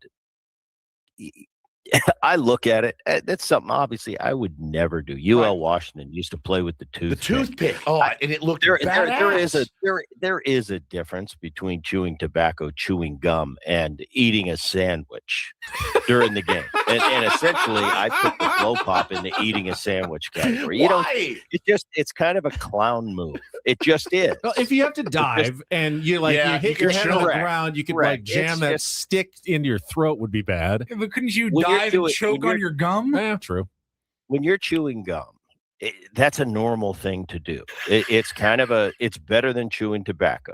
I wish I would have never started chewing tobacco. That's what I did. But when I put the tobacco in, that's not for everybody to look at me. I'm chewing tobacco. When you got a blow pop, it's kind of, hey, look at me. But it is. That being said, Aaron's his manager. He's the Yankee second baseman. He's going to be, if they're going to do something, he's going to be a big part and in the middle. So you've got to manage that. And he goes out and I think that's the thing I give Aaron the most credit for. He handles his personnel very well. Yeah. There's a lot of egos there. There's a lot of different personalities. Jazz is definitely a different personality. But because Aaron gives him the respect, yet checks him when he needs to be checked. Yep. Jazz responds to that, and it makes him a cohesive part of that unit, and that's what it's all about. You're going to have to manage a ton of different personalities, but your job is to find it and make it work in that team environment, headed towards winning a championship. That's always the goal. So I think he handled it well. Jazz got the gist of what he said. At the same time, because of their past history and the way Aaron's treated him, he's got a lot of respect for Aaron. So when Aaron says something firm, he kind of goes, yep, maybe I crossed the line. Maybe I need to get back in line. And he did hit a big home run for him yesterday, and life will go on. It's not a big deal. Coming from a different generation and then everything I've been through watching this current generation, at first, everything I saw shocked me.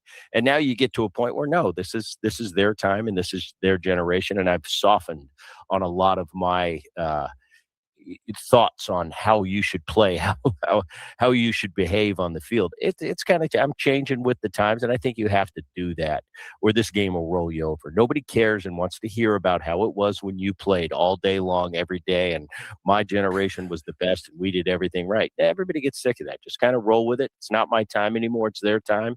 And you got to accept some things that necessarily you don't agree with or you wouldn't have behaved that way. I'll tell you, my grandfather in my generation, he would roll his eyes at everything we did. And I thought we were pretty normal. But compared to his workmanlike mentality is lunch pail. I mean, those guys were grinders. And you talk about tough guys, the guys that rode trains to their games everywhere they went. I mean, that was a different generation, and they grew up in the Great Depression. So they were a different style, and they probably thought our generation of the 90s and the 2000s was just outrageous. But I think that's just life. And I think the next generation is going to be frowning at the current generation. That's just the way life is. Booney, did you ever get benched for anything? Because every night. Never. Okay. I was just going to ask. Yes, I've got benched for sucking. Right. That's it. But here's what I see every single night, right? Like, guy doesn't run out of ground ball, or has a less than 100% effort on a dive, right? And all I see on Twitter is everyone's, you got to bench him, and I the people that want to treat professionals like you would in Little League to teach them a lesson, it doesn't happen much anymore. I remember Bobby Cox pulling Andrew Jones in the middle of an inning, and that was shocking, shocking even when it happened then. It doesn't happen a lot anymore. But you played a long time in the big leagues. Did it ever happen?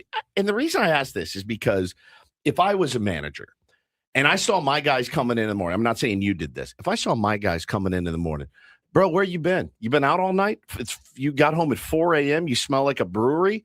That to me is more egregious than not running out of ground ball. That you're probably going to get out 98% of the time. I was probably guilty of that a few times. And you know what the bottom line is? You better get some hits that day. If you get some hits, you're gonna have the same reaction from your manager as Aaron did from Chisholm after the homer. Have as many blow pops as you want. You come in smelling like a brewery and you go 3 for 4 with a 2-run homer. You know what the skipper says? Buy new drinks. Yeah, go do it again. Go do it again. It's wild. So yeah, I think it was a little more structured in my day where, yeah, you might get in trouble for something, especially on the field. But I think you separated it perfect early when you said there is a difference between professional and amateur. I think at the young level, I think kids need consequences. I think there needs to be more structure. You're still you're a boy, you're a young man. We're part of our job as coaches and mentors is to shape you into a grown man and to do it right. So I think there should be rules at the high school, at the college level that you have to live up to. But once you become a pro, that's what you do for a living. That's your way to put food on the table. And if you don't play up to expectations, you'll get fired. Right. And you'll be done and you'll go home and that will be your consequence. But I think you need to respect people when they're grown men and treat them as such. And then it falls where it may. But no, it's not a time. Now, if something's outrageous and you don't run out of ground ball, yeah, there's going to be some there.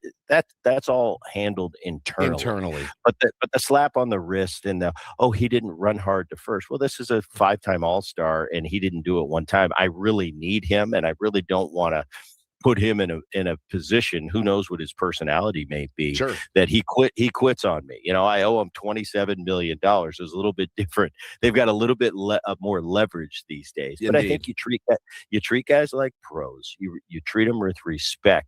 You'll usually get respect in return. I love it. Good stuff, Brett. Out of time, but we will save some conversations for next week. I did want to get into each team's going to be at their midway point of the season in the next few days. So kind of take a look at who you think are the pretenders and the contenders. But we can do that next Wednesday. We'll actually be in Chicago next Wednesday for our show broadcast, and we're going to Wrigley Field for the Padres Cubs game. So that'll be a lot of fun. You got it. All right, guys. Thank you. Thanks, Boone. There he is, Brett Boone, our insider calls presented by Grainger. For the ones who get it done, call clickgrainger.com or just stop by. Yeah, I was looking like, man, they had 79, 80 games. So every team will hit their 81st game this week, and we will officially be more than halfway through the MLB season.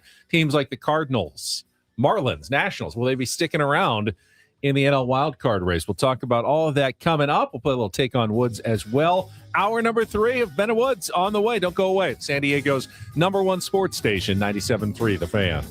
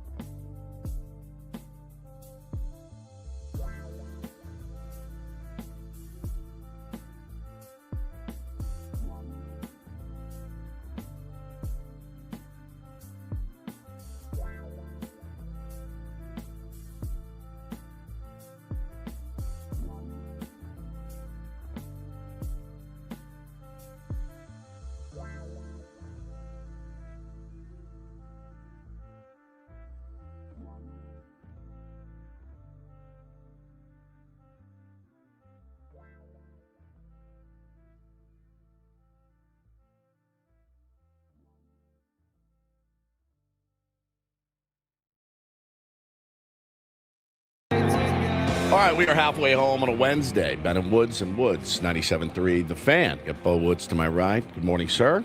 Morning. Good morning. Good to see you. How you feeling? Good. What are you playing on your iPad over there? What is it? Nothing? Nothing. Wow, that's a lie because he's literally playing with his iPad. What are you watching? Not watching any dirty movies over there, are you? You can't watch any movies. Mom's got the restrictions on pretty good. Pretty good. You're not stopping him. You're just jealous and would like to be joining him if he was. On iPad? Yeah. Yeah, I mean, I'd rather be playing on you iPad. hate to be missing out on a dirty movie. Yes. Well, always look at him. Look at the kid. Always grinding. He's got the Padres website up. That's what he's doing. Thing is, though, when you were in the bathroom last break, Ben was showing him how to bypass the parental locks. Oh, did he? Yeah. Did he? Did you guys put, and that's Bo, and that's Paulie, and that's Benny. Did you guys do like the limiting screen time stuff like no, that? No. I mean, you limit screen time, but like at their age, obviously, when they're older, like I can't tell you to not be on the computer all day, right? Yeah, my kids are old enough that they didn't have the unlimited devices that your kids do. But like, you didn't have to put like the filters on? I don't remember if they even had them. They were like, they didn't. They had them for me, so they definitely had them for your boys. I mean, I don't remember. Like, they didn't have iPads when they were kids, right? They had like a Game Boy or a Game Boy. But you didn't have like. Did you have anything for your home computer or anything? Yeah. Like any sort of like parental locks? Like these was there websites? Nope. Really? Wow. Because I'm already worried about. Well, it's the creeps online that you worry about, right? My wife has this thing. Have I mentioned on the air the thing that she has that can monitor what everybody in the house looks at, and she gets an alert? I told you guys about that, or was that just on the live stream? I was told us about it. I may have been a little laissez-faire as a parent, but you monitor a lot. I mean, we have to. You got cameras, you got devices, you got digital monitoring, and that's probably we don't leave a lot of stones appropriate in this day and age. But you guys are as thorough as any parents that I've ever seen in terms of like the monitoring. You got to think who the dad is and what I would try to get away with when I was younger, right? But I don't know, man. Like it's like a credit monitoring app, but it monitors like your home internet. So if I'm looking at something, Hannah will get an alert to her phone, and then she'll screenshot that alert and send it to me. Can she set like she whatever can't see she what wants it is in terms of the alerts? Yeah, like, she can't see what it is. If you're buying baseball cards, she knows it. It shows you that it's a website you shouldn't be on. Does that make sense? Why shouldn't my Instagram feed was peppered this weekend with young women? Yeah, that's exactly right. Yes, Caitlin. So Hannah knows when I'm doing that. Cool jerk. Right. So you did none of that. We did not. Weren't what worried did my about kids get away with? I don't know. That's true. Maybe I don't want to know. I'm worried about the online predators. I mean, the dad here is susceptible to a scam. That's so I the do last feel thing like, and this was important, that I wanted my kids to be savvy and aware, in terms of any interactions, whether it's online with people. Like always, like think and ask questions. Like, why is this person doing this? What do they have? What's in it for them? Like be a skeptical person when it comes to stuff like that. Don't be trusting really of anybody, especially someone you haven't met though before. Like, okay, why is this? Like, if it sounds too good to be true, it probably is. Right. You should always ask the next question and the next question before you go down a road where you're committing to something that you don't feel great about. Like, be aware and be a logical, responsible person when it comes to that sort of thing. But kids are going to be kids. They break a vase. They're not running into your room going, "I broke a vase." They're like, "I didn't do it. It wasn't me. It was him." I don't know how it happened. Right? Like that happens all the time. I think if we had Ring cameras and a bunch of that stuff, like if my mom had all that when I was a kid, I would still be lying about anything to not get in trouble. 100%. I remember when Paulie got caught at home and blamed. He said his. I didn't get Yes, I'll tell that story. You blamed your friend. Yes, your friend came over to your house to do that. This was when you're at work, I pretty much let my friends come over here and just defile the house. themselves in the house with you not here. 15-ish, maybe 16 years old, and we had the family computer area, and this was before laptops, certainly before iPads and iPhones even, where you could just get all that on your phone, and had to download the videos. Couldn't just go to a website very easily. So you would download material and give your computer all sorts of diseases. I'm sure. Of course, all the viruses and of course, if you run any sort of basic virus protection firewall or anything like that, yeah, that stuff's going to get flagged and pop up. And my mom goes, because I thought, I put it in the recycling bin and cleared out the recycling bin. It's gone. She's not going to find that. She found it. And she goes, hey, do you know anything about those videos, these videos that I found on the computer? This one's called Juggy Angels. And I go, ooh, and I'm like, crap, panicking. Because I'm like, I'm dead. Red-handed. I'm screwed. How old here. are you? Like 14? 15, maybe 16 years old. And I go, Roger was using that computer the other day for some homework when I was at basketball or something like that. I was like, Roger was using that. You know what? I'll talk to him because that's not okay. I can't believe you did that in our home, Mom. I am so embarrassed. I'm disgusted with it. I don't really want to be his friend ever again. He was the best man at my wedding. Yeah, he was. Great dude. Has any teenager ever just said, Mom, I'm a normal 15-year-old boy? Got me. No. Yeah, that makes all the sense in the world when you've grown up. It makes you're an all adult. the sense in the world. Like, no one would be surprised. Well, it's actually incredibly normal behavior for that age. Hindsight being, 35 now, I would have said 20 years ago, if I knew the knowledge I have now, I'd have been like, you know damn well where those videos came from. You know what? You know who why did it. even ask? You know who did it. Are you trying? There's only the two of us in this house. Are you trying to catch me in a lie? Because that feels weird. Like you don't. You know where it came from. You ignore it, and I'll ignore it. I think sometimes as a parent, you want to get your point across, but you don't necessarily want to get into the embarrassing conversation either. Correct. So you just I want you to know that I know, but we can all pretend that none of us know, but deep down you know that I know and that maybe you should be careful going forward. That I see everything. I do see these things. The crazier thing is like the scamming and all of that stuff that's taken place now with video chatting and and doctoring stuff. Yeah, I mean, it's catfishing. We've and all talked that. about some of the stories that it's a new term now. It's a sextortion. Yeah, I mean, right. You just think you're talking to some hot girl, awesome hot woman that wants to see everything. That's and then right. all of a sudden you got some guy in Nigeria saying, I need $2,000 or I'm going to release this to everyone in your contacts. I've already got them. That's no problem. Yeah, I mean, it's a huge problem for kids these days. Tyler said nothing matches the shame of having to ask your dad to get rid of the virus on the computer. Ugh. How did we get a virus, Tyler? I mean, math website. Yeah. Oh, yes.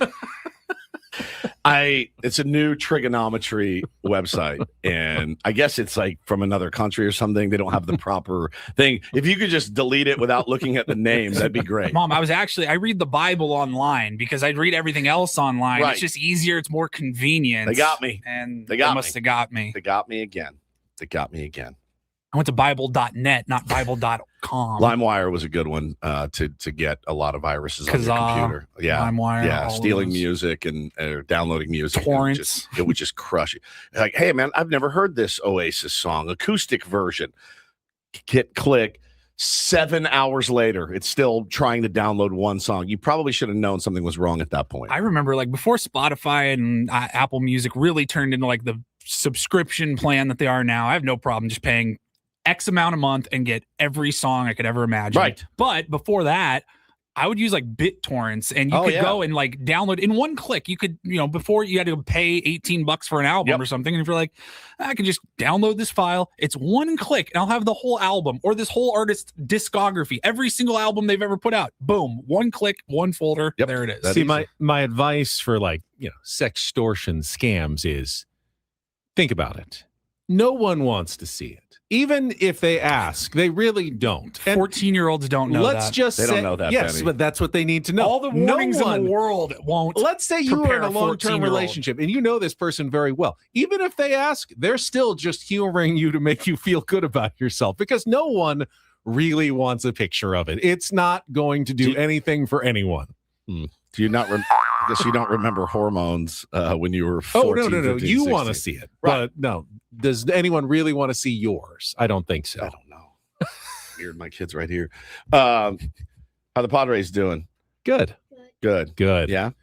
Real good. I saw some people in the chat talking about Craig Stammen, and I would say that last night was maybe the best managing job he's done so far as a San Diego Padres skipper. That felt like, hey, if that was a playoff game and you had to win it, that's kind of how you would have approached it. You know, would have done a Wandy Peralta with a Griffin Canning. Well, I mean, No, I'm given the joking. personnel you're given, but I'm joking. aggressively taking out the guy who was not good, and then piecing together your bullpen, multiple innings until you get to your closer, sending him back out for a second inning. Mason Miller had not pitched full two innings all season, not since last September, aggressively using your guys to find a way to win a baseball game that you probably didn't have a lot of business winning, given 2/3 of an inning from your quote-unquote starter. I saw Miller hadn't done 2 innings since September of 24. 24? Oh, 2 seasons. Yeah. So you'd only done 1 2/3 last year, too. Okay. But it was one of those situations, again, we've talked about it before. We've asked Craig about it. We've talked about the strategy of it. Tie game, 9th inning, you're at home. You're going to bring Mason Miller out. He's probably going to get you to the 10th, right? If history is any indicator, he's going to get you to the 10th. I was thinking Jason Adam was coming out. So in did the I. 10th. So Yeah. it was one of those things where I was like, man, again, why aren't they saving their best swing and miss guy for the 10th with that runner on? You feel like he'll strand him. They did. They did save him for the 10th, but they also used him in the 9th, and it was huge credit to Mason Miller for it. This was great. I love this quote. There's a couple times this season that Mason Miller had finished the 9th inning and lobbied with Craig to pitch the 10th. Last night, he finally got Stammen to agree. Quote, sometimes I've meant it, sometimes I haven't, Miller said with a smirk. I think Craig and I both knew that today, short inning, felt good after the 9th, ready to go back out and give us a chance to win. It's exactly what he did. And then what? First pitch, Austin Riley hits the deep fly to right that moves the runner over to third. So you get that pressure. So you can't really allow contact there. Keep the run home, and he strikes out Rowdy Tellez. Who better to not allow contact? And he strikes out Rowdy Tellez. And then gives up a pretty sharp grounder there to Xander Bogaerts, but in the right spot. And then you got the chance to win it without having to even get a hit. They got the hit, with Manny up, obviously, in the first pitch. But, yeah, Mason Miller's the right guy to have out there when you don't want the runner to score from second base. Pretty awesome, man. And again, goes to show you that they know way more than we do every single time. But, hey, great managerial job, absolutely. But the players executing, bailed Griffin Canning out, got him off the hook early. He probably felt really good about that. But, yeah, huge win, huge series win for this team. This hour on 97.3 The Fan is brought to you by GL Pools, the swimming pool experts trusted by thousands of San Diegans since 2006. Baseball season is full swing, so is swim season. Make sure your pool is ready. Call now, mention radio for a free month of pool service. Before we do anything else, we got some Take on Woods coming up next. If you'd like to be our contestant and try to win the staycation and $250 food and beverage credit at the Town and Country, call now, 833-288-0973. 833-288-0973. We got music and TV as our 2 remaining categories this week. We will play our game coming up next here with Ben and Woods on San Diego's #1 sports station, 97.3 The Fan.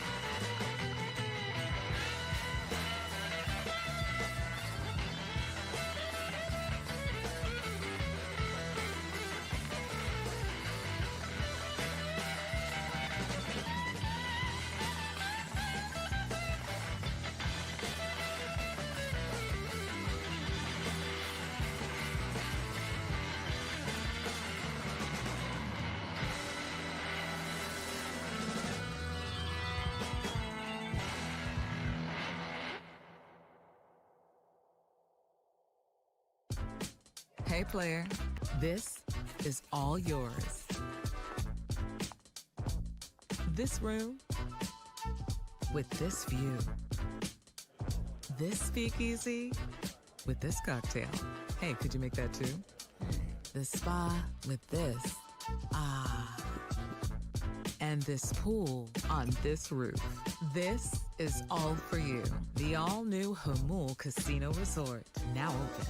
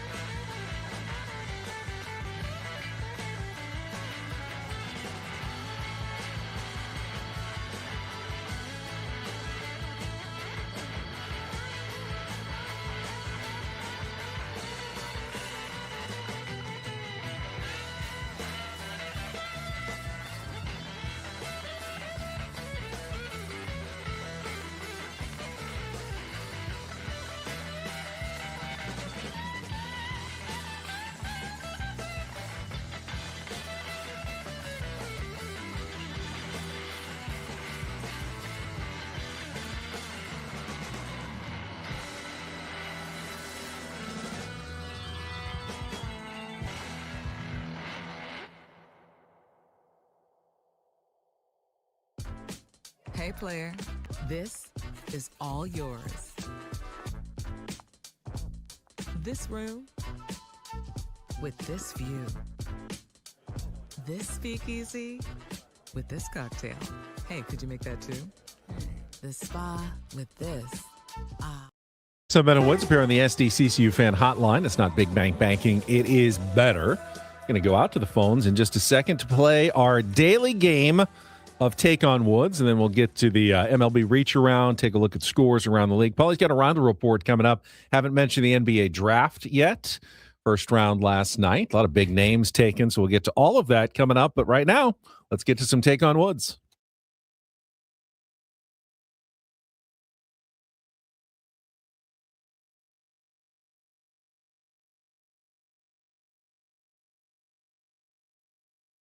Take on Woods brought to you by Bay Alarm, security and fire alarms for every business. We got you, and we got Richard as our contestant today. Good morning, Richard. Hey, good morning. How are you guys doing today? We're good. Let's see if we can get you qualified for our grand prize. Woods has left the studio. It'll be head-to-head, 5 questions. of trivia. If you beat or tie him, you will qualify for the monthly drawing. It's a 2-night stay at the Town and Country Resort and a $250 food and beverage credit. Enjoy your staycation with 3 pools, a 4-story water slide named Twister, and special rates right now for fan listeners, $199 per night, starting there by going to towncountry.com/thefan to book your reservations. All right, just 2 categories left this week. We've got music. It's called Road Warriors. 5 all 2-second songs that include the word road in the title. Or TV, the executive branch. 5 television shows centered in and around the White House. So, music or TV, Richard, what would you like to play? Let's go TV today. TV. All right. We've got 5 shows that took place in or around the White House. You'll have 60 seconds to answer as many as you can. If you don't know one, say pass. We'll come back to it if there's still time remaining. First question is our 2-second TV theme song. Paulie will play the music, and you need to give me the name of the show from the theme song. All right, Richard, are you ready to play? Yeah, let's do this. All right, let's do it. 60 seconds on the clock. The category in TV is the executive branch. Your time begins when Paulie plays our TV theme song. Good luck, Richard. Let's take on Woods.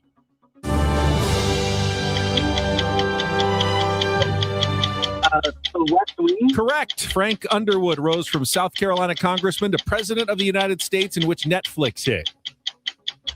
House of Cards. Correct. Kerry Washington starred as Olivia Pope, advisor to President Fitzgerald Grant III, in which soapy Chandra Rhimes ABC series. Pass for now.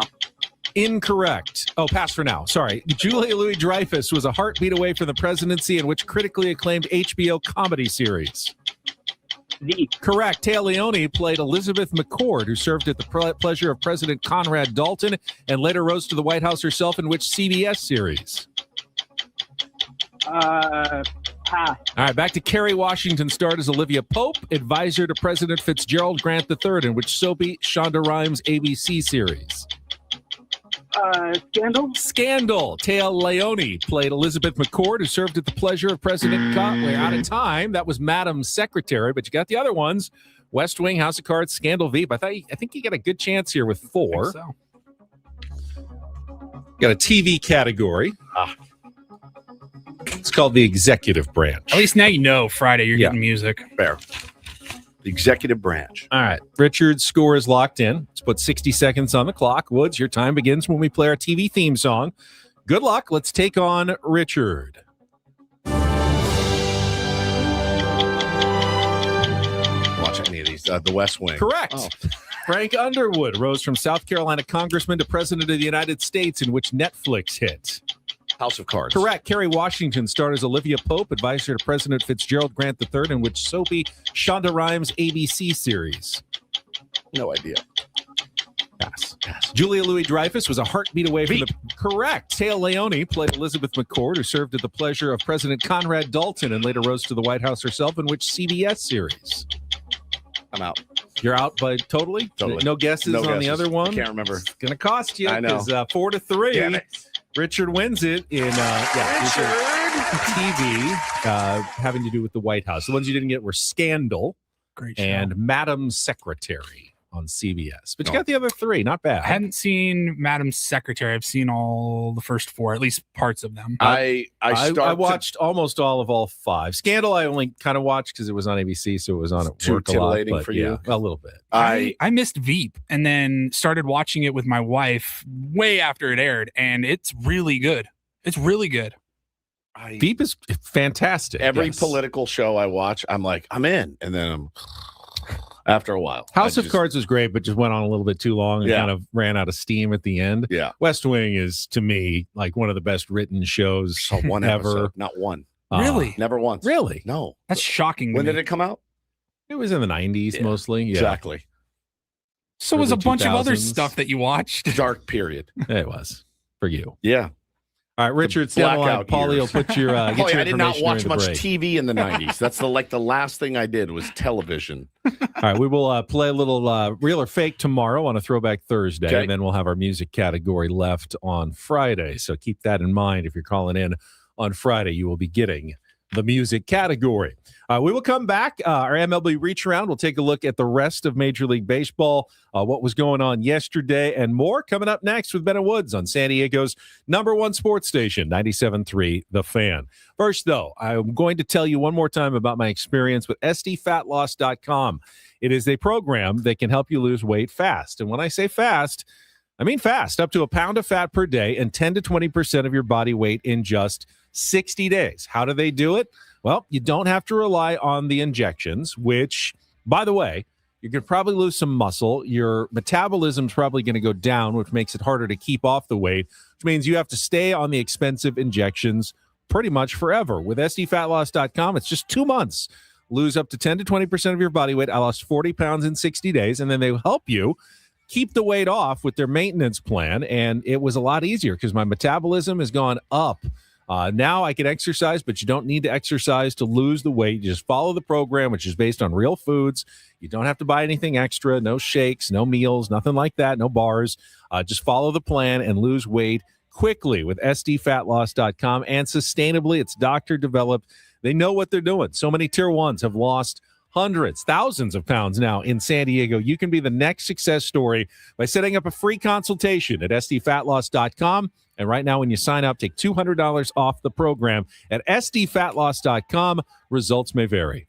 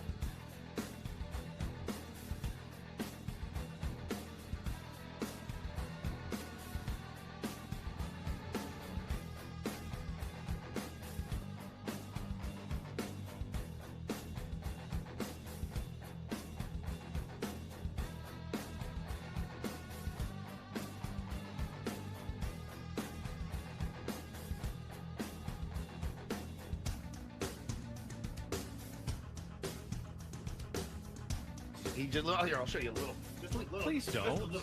What hurts on you? Nothing at all. A little bit. Nothing. Now, So let's say whatever you're about to touch is the only thing. Let's say It's gonna hurt. Right? All right, yeah. Okay. Pretend your knee hurts. Pretend your knee. It's going to in a second. Right here. Oh, that is not pleasant. Hey, player, this is all yours. This room with this view. This speakeasy with this cocktail. Hey, could you make that too? The spa with this. Ah. And this pool on this roof. This is all for you. The all-new Hamul Casino Resort, now open.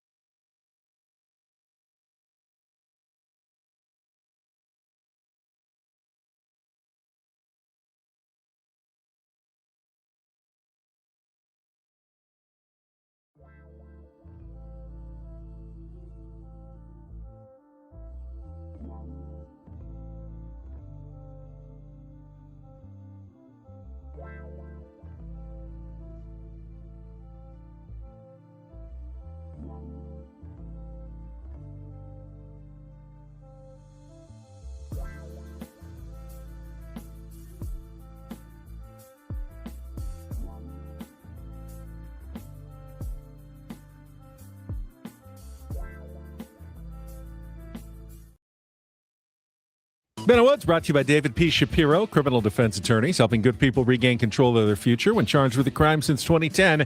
Visit davidpshapirolaw.com. Really only watched one World Cup game yesterday, but it was pretty exciting. England. Second half, England, Ghana. And this is what can be very frustrating about football, soccer. England was just dominating. They were peppering shots at the Ghana goal like the entire second half. The Ghana goal was your Instagram and Peppered with young women. with England shots. Right. 79% possession. They outshot Ghana 19-1. And Wow. the biggest story at the end of the match was Ghana saying England got lucky because we should have won that match. How is that possible, you ask? Well, in one of the very few counterattack opportunities, Ghana got past the England defense.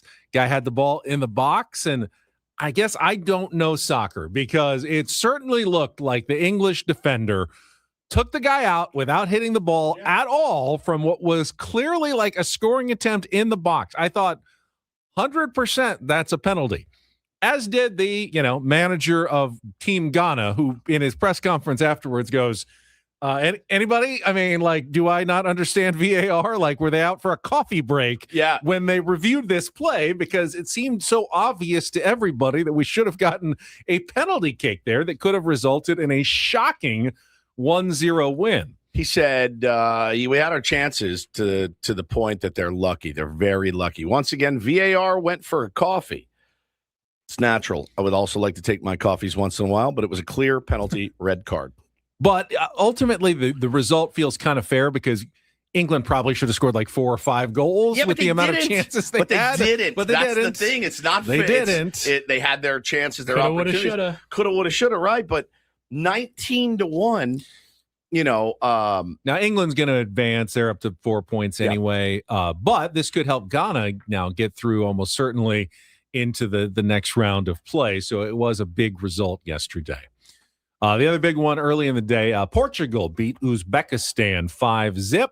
Ronaldo scored twice, became the first player in history to score in 6 different World Cups. That's unreal. Which, I don't follow it much, but I saw when Portugal didn't win their first match, I think when they tie, everyone was going, why are you playing Ronaldo? He's old. Get him out of there. Yep. A little redemption for Ronaldo, who also had a cool play on a free kick. Everyone thought he was going to kick because, Ronaldo's kind of a giant soccer diva, so they assume he's always going to get it. Kind of deke, let the other guy take it, and he ended up scoring, surprising the defense for Uzbekistan in that game. That's a World Cup reach around. It was. Yeah. Now it's time. 2 reach arounds in one segment? Wow. There's one. You Lot of are scores. talented. I'll hit it again. They're doing the Reach around. They're doing the Reach around. Everybody's doing the Reach around.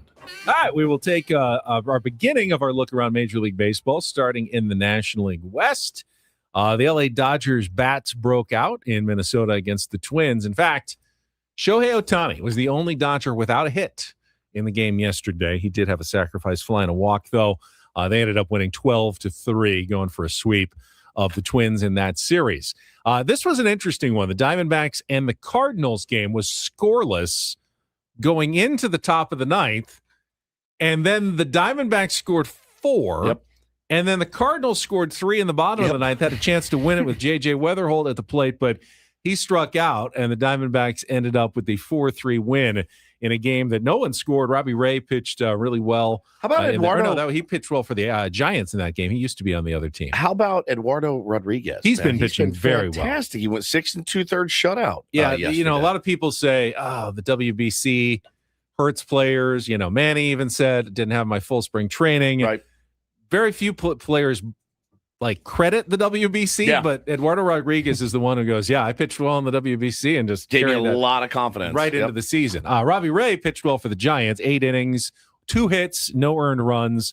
They beat the A's 3-1 yesterday. Giants kind of rallying this week around all the controversies and winning a couple of games, despite what's been going on. And the Red Sox topped the Rockies 5-2. Sonny Gray, 7 innings, 1 earned run, and 11 strikeouts. He's now 9-1. Yep. Even though the rest of the team not so good around him, but he has had a really good season. Yeah, he's Would they trade him, do you bait. think? Yep. I would think that he would be 100%. maybe one of the top starters on the market. If Tarek Skubal isn't on the market, He's got a no trade, but does he want to stick around Boston though for a team that's not going anywhere? Right.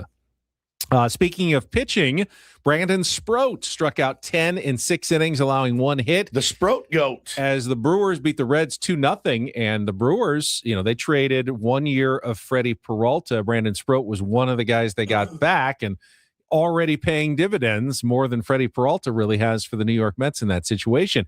The Brewers, I have to hand it to them. They are a smart, cheap, but smart baseball organization that continues to surprise me every year. If you're on that team, you're saying, hey man, we can only do so much. At some point, you're going to have to go out and spend some money / bring in somebody. Listen, one of the more fun rumors in baseball around the trade deadline right now is Tarek Skubal to Milwaukee. They have prospects. It would hurt the Brewers. They don't do this. They would not trade more than likely. But money-wise, it wouldn't kill him at all. It wouldn't kill him at all. Renting Not even Tarek a little. Skubal for a couple of months is cheap as cheap can be. Renting him and then you have a playoff rotation of Mizorowski, Skubal, and Kyle Harrison. Bro. And maybe Brandon Sproat. I mean, come on. Who wouldn't want to watch that? That's interesting. It's extremely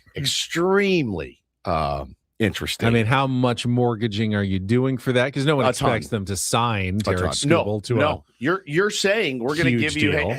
Jesus Made or Made, whatever. Made, I think. We're going to give you Jesus Made, our number one prospect. We're going to give you blank, blank, and blank for a shot at the and then brass you'll ring. get a supplemental pick when you offer him. They won't do it. I would be the qualifying offer clearly, but he's not going to take it. But if you're talking about it, right? You're in those offices every day going, all right, like, do we trust that? Can you beat a team? I mean, just if Skubal and Mizorowski are on their game and you got those two guys, can you win that series? Yes. No, not the Brewers. Can anybody else win that series against the Brewers? I mean, wouldn't we all love to see Dodgers Brewers again with those guys, in the rotation for Milwaukee? Wouldn't that be I'm exciting? hoping Padres against someone else on the other side of the bracket. On the other side, that's obviously. Because otherwise, just want 2 games in a row. I don't want to see Dodgers Brewers in the NLCS. Thank you very much. No, I hear what you're saying. But I look at that and I go, man, if I'm the Brewers, you only live once, right? Like you have to take a shot at some point. But if AJ Preller was the GM of the Brewers, he'd do that instantly. I can win the World Series. Let's do this in a heartbeat. But I just think that's interesting. It's such a fascinating idea of him going there, because those 3 together, and then the guys that they have at the back end of their bullpen, the Ashbys and guys like that, they're nasty. But you got to score too. You got to score, and that was their problem last year. Yeah. Well, they don't hit any home runs at all. Right. Sometimes they still score, but they have no power. Yeah. I mean, you got to score in October. Yeah. Which home runs are usually the way to do it in October. That's been their problem. We talked about the Cubs a little bit in DDT. They did win, beat the Mets 9-6. PCA didn't just get thrown out at second. He hit a 3-run home run, but more trouble for the Cubs. Edward Cabrera got the win, but he is now headed to the injured list, and their pitching has been depleted really significantly. We'll be seeing them next week. Yes, when we we go to will. Wrigley. Padres, Cubs next week, and they're scrambling for starting pitching. The Phillies beat the Nationals 14-9. They scored 8 in the 9th to rally from behind to win. Bryson Stott hit a go-ahead 3-run home run as part of that huge inning for the Phillies, who are tied with the Cardinals now, a game and a half up on the Padres and Cubs in the wild card race in the National League. The White Sox beat the Guardians 2-1. That's a first-place battle in the AL Central. So the White Sox taking a 1-game lead on Miguel Vargas' tie-breaking home run in the 6th inning. Miguel Vargas has 17 home runs. Okay, great for Miguel Vargas. He was the guy that was traded over for Kopech, and he was wasn't it a 3-team deal? Didn't Edmund come in that deal? And Kopech went from the White Sox to the Dodgers, and they gave Miguel Vargas. And remember when he got there, they had like all the pictures of him sitting in the dugout. He looked like he was asleep. He would rather be anywhere. He has, I guess, thanks to the White Sox crack development team, finally become a really good major league player. Yeah, leading off for them and doing very well this season. The Marlins got a 3-run home run from former Padres prospect Owen Casey as they beat the Rangers 6-4. The Mariners got a go-ahead home run from Cole Young, baseball card value. Bring it, Paulie. Going up in the 7th inning. They beat the Thank you. Pittsburgh Pirates 3-2. Jazz Chisholm Jr. had a 2-run home run and had a blow pop in his mouth. We talked with Brett Boone about that. They beat the Yankees 4-3, or the Tigers beat the Yankees beat the Tigers 4-3. Sorry. Jack Caglione hit a pair of home runs for the Royals. 12-5 win over the Rays. Bring it, Paulie. Joey Loperfido hit a 3-run home run in the 11th inning to lead the Astros to a 9-7 win over the Toronto Blue Jays.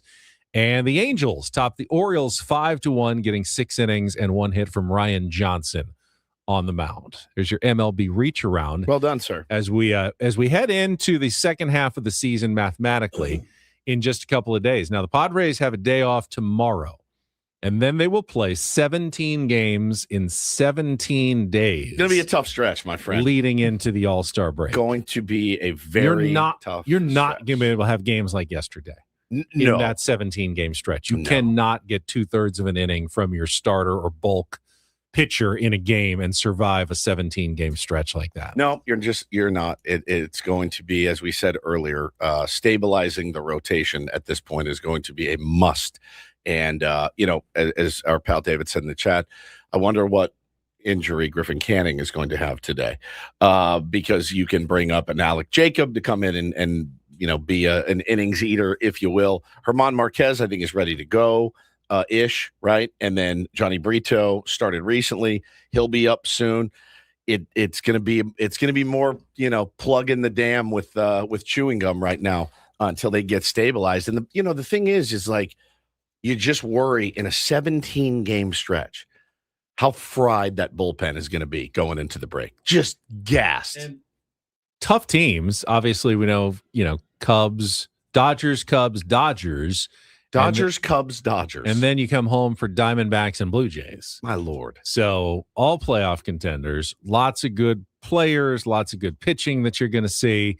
18 games left to get to that all-star break. You got to survive. So far, they're thriving. They're not just surviving. They've won the first two kind of in this stretch, but it really gets serious starting Friday with no days off. And then hit the all-star break in Philadelphia, 250th birthday of the United States. And all of our players will have a nice long rest. Yeah, other than Mason Miller. He will be there.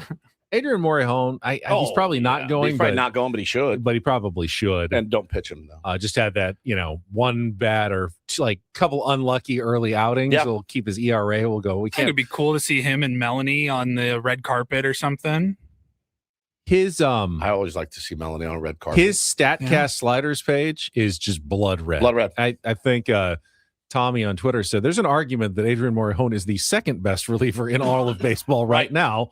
Assuming Mason Miller is the first best reliever in all of baseball right now. I think he got his heater up to 101.9, and Mason Miller's like, he's getting close, dude. He's creeping on me. So I love that, man. Having those guys at the back end of the bullpen is a luxury, but one you can't afford to just burn to the ground in that 17 and 17. No, you can't. And then when they get there, they announced last week that they're changing the format. We never talked about this. The home run derby is going back to number of swings rather than a timed race. So, you're not going to have that 3 minutes and swing. You're just going to have to sometimes take a pitch if you don't like it. Can you tell me how I felt about it? Because I can't remember. We didn't actually talk about it, so I don't know. Can you tell me how I felt about it when they made the switch to the time? Oh, from the probably old hated school. It, I would assume. I think I liked it. I liked it. Because I thought it kept things moving pretty good. I think so too, and it's so weird. It feels slow going back to the old way. So I like the head-to-head. Players will enjoy not the frantic having to swing their butts off for 3 minutes. Right. That they can take it at a more of a leisurely pace. They can take a pitch or two, and it's not like I just wasted 2 pitches by not swinging, because you'll just get your swings and your outs rather than having to just go with your hair on fire for 3 minutes. I think. Does Tatis make the All-Star game, by the way? With the tear that he's on, No. if he keeps it, no, I don't think so. Okay. I think the Not numbers were voted too in. low at the beginning. Yep. I mean, he's not getting voted. he's in. not getting votes right now. He's like 17th in the outfield voting. No, then no right? chance. Something like that. And he's one of the only Padres who actually appears at all. I think Manny's like 6th in National League third base, and Miguel Andujar is like 10th in designated hitter. And no one else even appears in the voting for the National League for the San Diego Padres. They're probably sending just the one player to the All-Star game. And that's fine. We've had plenty of All-Stars in years past. Doesn't guarantee anything in the second half of the season or the playoffs to have a bunch of All-Stars. In fact, give the guys a break. Might actually give them a break and get them motivated for the second half of the season. Hey, Well, I'm sure they're motivated, but get them rested. I know, but rested to come back and have a good second half. It's important. And, it's always cool, though, to see your guys there and guys that earned it. But this year has been so. Yeah, we've been spoiled having 4 or 5 Padres, year after year for the last. So it'll be weird when they introduce everybody and it's just the one Padre hat, Yeah, but he's the best. You're the Rockies or the White Sox or something. But he's the best. He's the best that there is. So also Dave Roberts, I don't want you pitching him at all. Pitch him 4 innings. Pitch him 4 innings. Yeah. No. He'll be the closer. It's funny. If they have a lead, they will pitch him in the 9th. It's funny because I since I kind of know there aren't going to be any, I haven't even looked at the voting or anything. I've just been like, it's all right. Yeah, it has. It's definitely taken some of the. I'd be following it breathlessly, like, we'd be debating about it every day. Second, like, are we going to get that? No, not even really worth talking about at all. All right, we'll come back. Final hour of Ben and Woods, broadcasting live from the Bill House Studios. We know how. We've got a Rindle report. Going to give away more of those Zach Top tickets. All coming up before 10 a.m. on San Diego's #1 sports station, 97.3 The Fan.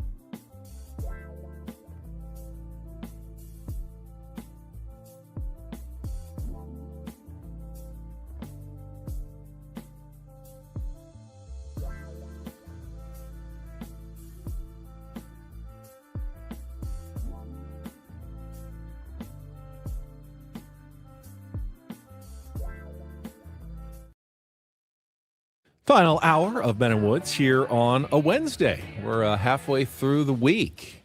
Woods, I know you felt like this week is going to be a long one as we get ready for our trip to Chicago. There's no question. On Sunday morning. Can't wait. Looking forward to it. Got some final itinerary notes from David J. Really looking forward to seeing the Tier 1s, and hopefully we'll still do some good shows while we're out there. We're going to be broadcasting live from the Odyssey Chicago studios, which are located downtown high-rise. Probably have some views of Lake Michigan and be a little bit different for us.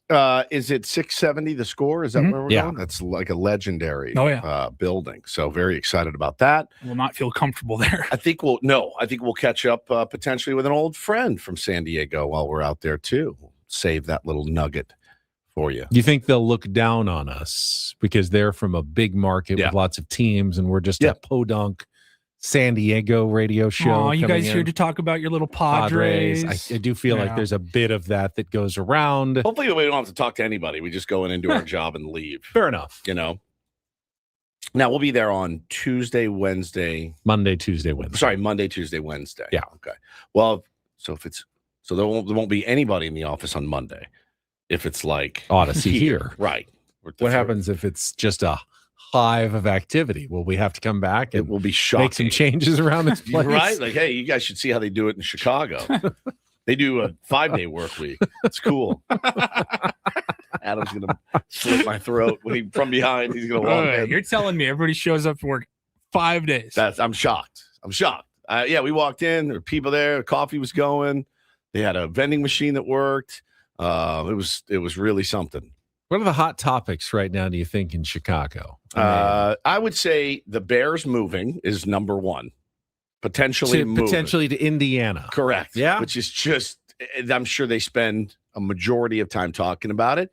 I would venture to say the Cubs get 60% of But the White Sox are an interesting The White Sox story are this fantastic year. It's been a while to since cover. they've had two interesting teams to talk about at the same time. There's no doubt. Now, you live there. I did. What's the college? I mean, Northwestern's obviously there, Loyola, but do they follow, like, is it Illinois or is it? Yeah, the Big Ten. There's Michigan fans probably. Yeah. There's Notre Dame fans that are not far It's huge away. there, actually. Indiana fans, I'm assuming. I mean, they're the national champions in football. Now that's not that far away, but it's kind of a mixed bag, I would think. It's like most major markets with all the teams. It's going to be football first. It's Chicago and Green Bay, I imagine, big rivals, rivalry because they're pretty close, right? Yep. Did you ever go up to Wisconsin or Green Bay? When I went to Wisconsin. I never went to Green Bay. Wisconsin. I went to a place called the Wisconsin Dells, which is a beautiful The Dells, yes, and go up there. Hotel It's Del like Dells. like a lake community. It's cool. Wisconsin, I said yesterday, underrated state, really nice. But no, it's gonna be mostly NFL stadium talk, relocation potentially, which we are all too familiar with, and here. possibly a little Chicago Bulls draft talk. And without further ado, we'll let Paulie get to some more of those stories and headlines in our Rindle Report. No Bulls draft talk, by the way, in case you're going to turn off your radio right now. Right. And get things started here with our today's edition of the Rindle Report. Now tuned into the greatest. Welcome to the Rindle Report with Paul Rindle. Hi, Paul. All right. 2 stories from the world of sports that we haven't gotten to yet. We'll start off in Major League Baseball. And 1 story that you didn't know you needed. Are you laughing, biatch? It's the Rindle Report. Hey, Paul, how you doing? Okay, how are you? I'm good. How are you doing today? Okay, how are you? On 97.3 The Fan. Are you ready to bless the mood? I need some help, please. That was good. Can I get a yeah? Oh, yeah. All right. All right. You acted so offended. I know. But you said there was going to be some NBA draft in the Rindle Report. I don't even know if it's worth The making Bulls it to had the 4th Caleb pick. Wilson. Yeah. And the 15th pick. They had 2, I mean. All right, you want to do Bulls? No, that's Caleb fine. We'll just do the Wilson. top Basketball 3. radio. I mean, the At top 15. 3, there was like a big 3 in the draft. Exactly. That was kind of my point there. I don't know that we make it to 4 in our limited NBA draft talk. But yes, first round of the NBA draft was yesterday. And It was really, I mean, if you looked at a lot of the mock drafts, it was probably split like 60-40. Who's going to go number one? Who's going to go number two between AJ DeBanza and Darren Peterson from Kansas. And AJ DeBanza from BYU, he was the number one overall pick to the Wizards. And then Utah picked Darren Peterson right behind him. Cameron Boozer from Duke went to the Grizzlies. And then your Bulls talk, Caleb Wilson from North Carolina. I think AJ fits in perfectly with the Wizards. It gives them a big wing and a supplementary initiator. Where are you reading that from? It's my analysis. You asked for my analysis, I gave it to you. What does supplementary initiator even mean? It's sad that I would have to tell you, a sports guy, what a supplementary initiator means. I tend to agree. Right? Yeah. I thought it was You should be embarrassed interesting right now. at the number 9 pick, the Dallas Mavericks, who just hired Dusty May. Michigan coach is their head coach. Took Morris Johnson Jr. from Michigan. So that's how you do it. Yeah. You know what you're getting. Yeah, it's the plan. Michigan had 3 picks, I believe, in the first round. Axel Lendenborg went number 11 to the Golden State Warriors, which I heard in a promo. They're going to be talking about Warriors picks this afternoon with Scraby. How come? Oh, he's a Warriors fan. Warrior Yeah. fan. All right. Yeah, makes sense. I mean, I was talking with the Warriors head coach over the weekend. No big deal. You didn't get any insight as to who they were looking at? I didn't really No? ask him about that. Maybe I should have and told Scraby, like, hey, got hot tip. Yaxel Lendenborg is on their board, Matt. Yaxel is a great name. Yaxel is a great Yeah, name. I do like that. I had a friend in one of our group chats. He goes, oh, you think the Wizards are going to be serious this season now that they got the number 1 pick? And I said, Dom, let me ask you this. I'm 35 years old. I don't know that the Wizards have ever been serious contenders. Ever. Well, I mean, ever. I don't remember the Bullets really being contenders before they changed their name to the Wizards. The most either. exciting thing that's ever happened in like Wizards franchise history was Michael Jordan for 2 years at the end of his career, and he was terrible. Also, that guy pulling the gun in the locker room was pretty exciting. It was. I just watched. I forgot his name. Yeah, the 30 for 30. It was great. Yeah, that one was crazy. Well, I mean, listen, again, now they have a big wing and a supplementary initiator, so I think they're going to be okay. It was Javaris Crittenden and Gil Arenas. Gilbert Arenas, that's right. Yeah, Javaris Crittenden. Yep, that's the name. All right, we'll switch over to Major League Baseball. Great note here for the Cronenworth family. I saw yesterday that Jake Cronenworth's wife, Brooke Fletcher, I don't know if she's Brooke Fletcher Cronenworth or anything like that, but she goes by Brooke Fletcher still, and she That'd be is a mouthful if you're going by like Brooke a Fletcher dash Cronenworth. Brooke Fletcher Cronenworth. Fletcher. You don't want to Fletcher type that out or Cronenworth. write that out every time. It's probably a smart move. She's a sideline reporter for the Chicago White Sox, has been for a little while now. And yesterday, she made history becoming the first ever female analyst, color analyst for the TV broadcast in White Sox history. They have had a female play-by-play announcer, I think, one time. But she made history becoming the first play-by-play analyst or color analyst. Here's how their broadcast started yesterday. Joined by Brooke Fletcher, I'm John Schriffen. Once again, Steve Stone is under the weather. You're making history tonight, and it is an honor to share this booth with you. Mary Shane was the first female play-by-play for the White Sox back in 1977. Brooke Fletcher, you're the first female analyst here in 2026. It's crazy to even think of that. I haven't even processed it, John, but I just am so honored that the White Sox, CHSN, you guys have trusted me with this responsibility. And again, I have big shoes to fill with Steve Stone, but thank you so much for making this comfortable for me, John. I've been having a lot of fun. You're a natural. You know, Crony was so proud. I saw his Instagram this morning. He posted a story. Hope he's with the team in Chicago. I'd like to see him. Great to see him, yeah. And say hello. I hope he's doing all right. I doubt we will. I don't think he's probably traveling with the team.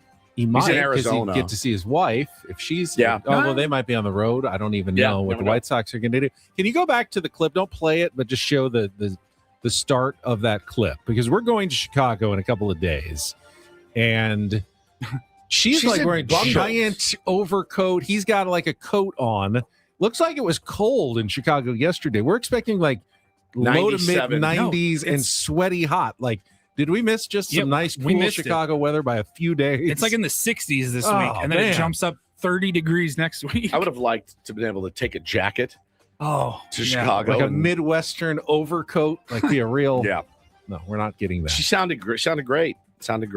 I follow her on Instagram. She's super nice. I had DM'd her a few weeks ago, just wishing our well wishes on Crony, and she wrote me back and said he's doing better, and he's in Arizona right now, right, hitting and getting ready to go. So, baseball activities. great dude, man. Which could mean anything. Watching the Padres game on television is a baseball activity. That's true. Sitting there playing MLB The Show is baseball activities. You never know. All right, and then finally, we'll wrap it up. Not really a story here, but a hypothetical that I enjoyed from the prep service today. Oh, I like hypotheticals. So I think this is kind of like in the same vein of like creating a player in NBA 2K or something, and you can slide the attribute sliders, you know. If you could do that in real life, what would it look like? And so the hypothetical that was going around, it asked like thousands of people, what percentage-based bonus would you rather choose? And it gave you 6 options. Okay. So we'll start at 6. 10%. Would you choose to become 10% happier, 20% luckier, age 30% slower, become 40% prettier / hotter, more attractive, get paid 50% more money for your job, or become 60% better in any sport you play? 60% better. Really? Yeah. Oh, I think that's the last one I'm picking because you're still. That's not going to help me. It's in my you life. at 51. So take You're your still best, not going to be, and then add 50%. 60. That's 60%. Money's 60%. tempting, but money's just money. Looks are. It's hard to get better looking than you. Exactly. So I'm going to age 30% slower. That was up there for me. Stretch out as many good years as I've got. If you had asked me 2 weeks ago after the first game I played, I would have said another one. But after the game that I had on Sunday, Father's Day, I'm taking the 60% and I'm not looking back. For your one day Horrible. a week, maybe, that you play baseball. More at like most. 2 days a month. 2 days a month. You're Yes. going to use. You get a chance to be 10% happier or 20% luckier. Why don't you take the 20% luckier and have just a few bloops fall in rather than Because you actually have to put the bat on the ball to hit a bloop. Okay. Taking the 6. I'm taking it. I'm riding. My wife would be like, "Are you kidding me? Take the 50%." No, I'd take the 50%. I think I would take the 50%. I'm taking the money, dude. Because that's not like, you're not winning the lottery, but Taking the money. that's a game changer. It's a game How come changer. smarter wasn't one of the options? Oh, you know what? I would take that one. That would be if a it good was one. like 25, 30% smarter. I think I would do that. I'm trying to think of what smarter to help you in a lot of different areas. That's right. At the same time, like smarter can help you make more money, so you can skip the richer part. Can I ask you guys an honest question? Do you feel with age that you're getting dumber? Oh, because absolutely. I absolutely feel I panicked about it. I'm starting to feel like the generational gap, like with technology and stuff. Like I kind of feel myself starting to become that older person when I was younger, and I'm like, how do you not understand how the internet works, bro? And I'm starting to be like, I don't know what like technology is going to look like in 5 to 10 years, and I don't keep up with it. So homeboy out there on his iPad has this program called IXL. And it's cool. It's there because in the summer, what you don't want. Sounds like one of those football leagues that failed very quickly. Right. Yeah. The IXL. It's one of those things where in the summer, you don't want your kids, you want them to continue developing and working on, math and reading and all that as they're 8 years old, Right. 9 years old, keeping that brain exercise. You don't want them to take 5 steps back during Correct. summer. So we let him do, or we make him do 10 to 15 minutes of IXL. A day. Push-ups for the brain. Push-ups for the brain. So he comes over to the couch and he's really frustrated. And he sits down and he goes, "Dad, can you help me?" And I go, "Yeah, I mean, I can try. You're also asking a literal moron as it pertains to numbers." Then I did him more harm than good trying to do these questions. It was like 3,126. Okay. They give you, what's another way to group that? They'll give you 3,000, 800s, 800s, 2 tens, 6 ones. Yeah. I'm looking at it, I'm like, that doesn't make a lot of sense to you right now? No. Ooh. Well, we had to do like 75 of them. That probably got. I'm with Ben. I was able to follow that pretty easily. Right. But what's the answer? What's the that was. Didn't you just give the answer? No. What's a different way to no. group? What's the number? Oh, then just those? 3,126. All right. 3,100, 2 tens, and 6 ones. Is there another way to do it? No, like 3,000, 3,000s, 10 hundreds. Or at 2000s, 1100s. Right, something like that. Like, 2 10s and 6 1s or something bring your like that. IXL in here. We don't have to. It's on. I was looking at it and I was like, I can't do this, dude. You got to ask somebody else. I feel so bad, but I'm getting dumber. There's no question. I'm trying to read more and like stimulate my brain, but I find myself just mindlessly scrolling. I mean, I think for me, the biggest part is like a minute ago when you guys went, who were the guys who pulled the guns on each other in the Wizards locker room? And when I was younger, no problem. That would have been an instant recall thing. Right. And I knew it was in my brain somewhere, but I had to quickly read the question. type in, Wizards locker room gun incidents. Read the question. All right, here is one way to break apart 3,297, 3,000s, 200s, 9 10s, and 7 1s. Break apart 3,297 in another way. Fill in the missing number. So 3,000s, 200s, blank 10s, and 17 ones. So basically, you've already added 10 to the ones category. So just subtract 1 10. So 8 10s and 17 ones is like 80 plus 17 is 97. So 3,297. It's just 8 is the answer. Yeah, Bo, you got that? Plug it in. 8. So you'd hit 8. Enter. And where's the typing? Oh, draw it. Wow. 8. That's cool. And then enter, submit. Were you right? Good work. I got a green check All right, mark. you have to come over to my house. Can I just keep doing this? All right, Yeah, 1,624 is 1,600s, 2 10s, and 4 1s. Now, 1,600s. Well, this is the same thing. Hang on. I have a question. Yeah, just for Ben. 1 10 and 14 ones. Submit. Brilliant. Is this the first time you've ever done somebody else's homework? No. Yes. Oh, absolutely not. Really? Did you get like bullied into it? Biff make you do his homework for it? Hello, McFly. No, I enjoy doing homework. So no, someone else is volunteer doing other people's homework. You asked to They do just other asked people. for- Hang on. If people asked for help, I would gladly give it to them. But you would end up just doing it. Well, yeah, because I don't have the patience to like actually teach them to do it. It was just like, just let me do this. I'll just do it. That's like the worst thing you've ever done, probably. Yeah, that's against. No, the, it wasn't that's against cheating. the I mean, I laws. was tutoring. I just didn't have the Did you get patience. What do you mean paid it's not for it? cheating? You were doing their homework Well, for I them. mean, I tried to explain it to them as I was filling out the answers, right? But you knew they weren't paying attention. But yeah, that often would happen before class. Like they didn't finish their homework and they wanted to see what Ben, I did. do my homework for me. Yeah. So can you help me, Ben? Can you with help me? Was my it a homework? female usually? It was either. Both sexes would ask. Okay. But I was very willing to offer my help. That's actually outside of your morals.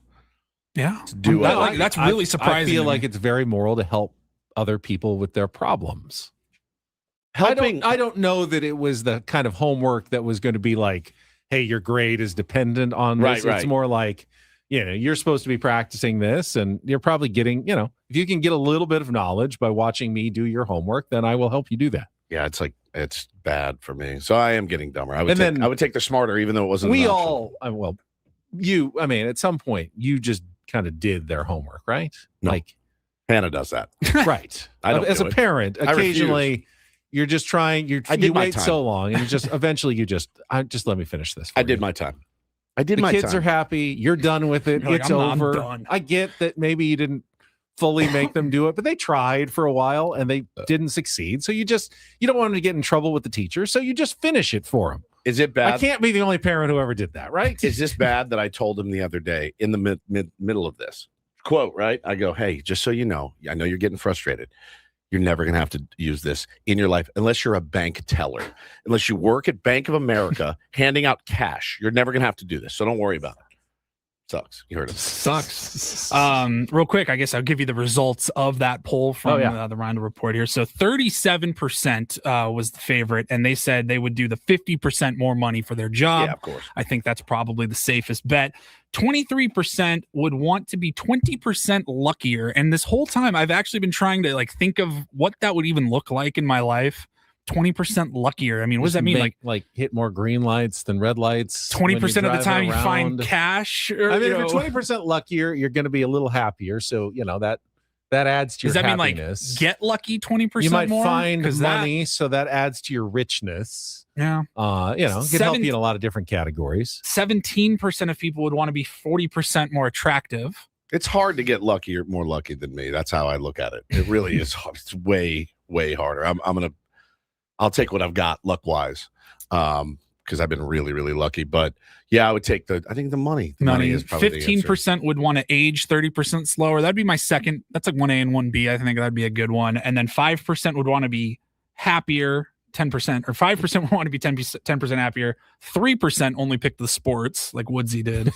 And the most requested, me and a bunch of weekend warriors. The most requested boost would have been that people wanted was healthier, like however much percent healthier. We said smarter, which is part of my, aging slower would make you be a little slow some of that stuff down. Yeah, well, that was my thought. But anyway, Paulie, thank you very much. You're welcome. We will take a time out. When we come back, look ahead. Padres final matchup going for a sweep of the Atlanta Braves. But will they have the horses to pull it off? We'll take a look at the availability for the Padres bullpen tonight as we go forward with more Ben and Woods on San Diego's #1 sports station, 97.3 The Fan. Gambling problem? Call 1-800-GAMBLER. GEGE 000-466. For a full list of games and rules, play at 7 Mile Casino. Visit 7milecasino.com. Now, if you knew you were 20% luckier than everybody else, you could parlay that into quite a bit of extra cash by heading to 7 Mile Casino. Now we're talking. Now better cards at the California style blackjack table or at Texas Hold'em. You could make a pretty penny because those games are very small margins. That's right. Like if you play them well, you can actually win. And if you're extra lucky, that would help at 7 Mile Casino. You're going to have fun regardless if you're 20% lucky or not. You're going to be 10% happier at 7 Mile Casino. That's right. And they've got really, really good food there. And it's just a nice place to go. And the best part is just 7 minutes from downtown. Right. Smoke-free environment, California-style blackjack. That would really help you in blackjack to be smarter, right? To know numbers a little bit better than me. And the lighting is nice, so you'll probably be 40% more attractive. Yes, exactly. Because and those cigarettes. They got windows and natural light coming in, so you're actually probably more attractive when you go into 7 Mile Casino. Yep. For all these reasons and more, check it out today. Just hop on the 5 freeway south, and then you get off at E. You're right there on Bay Boulevard. It's the frontage road right along the freeway. You can see it right from the 5. You're pulling in, playing minutes later. Check it out today at 7 Mile Casino, just 7 minutes from downtown.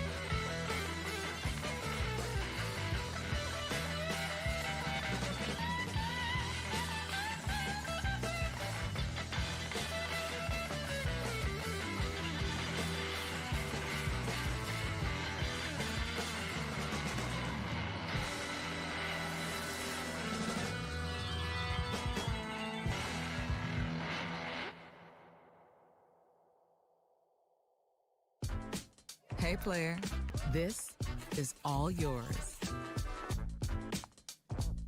This room with this view. This speakeasy with this cocktail. Hey, could you make that too? The spa with this. Ah. And this pool on this roof. This is all for you. The all-new Hamul Casino Resort, now open.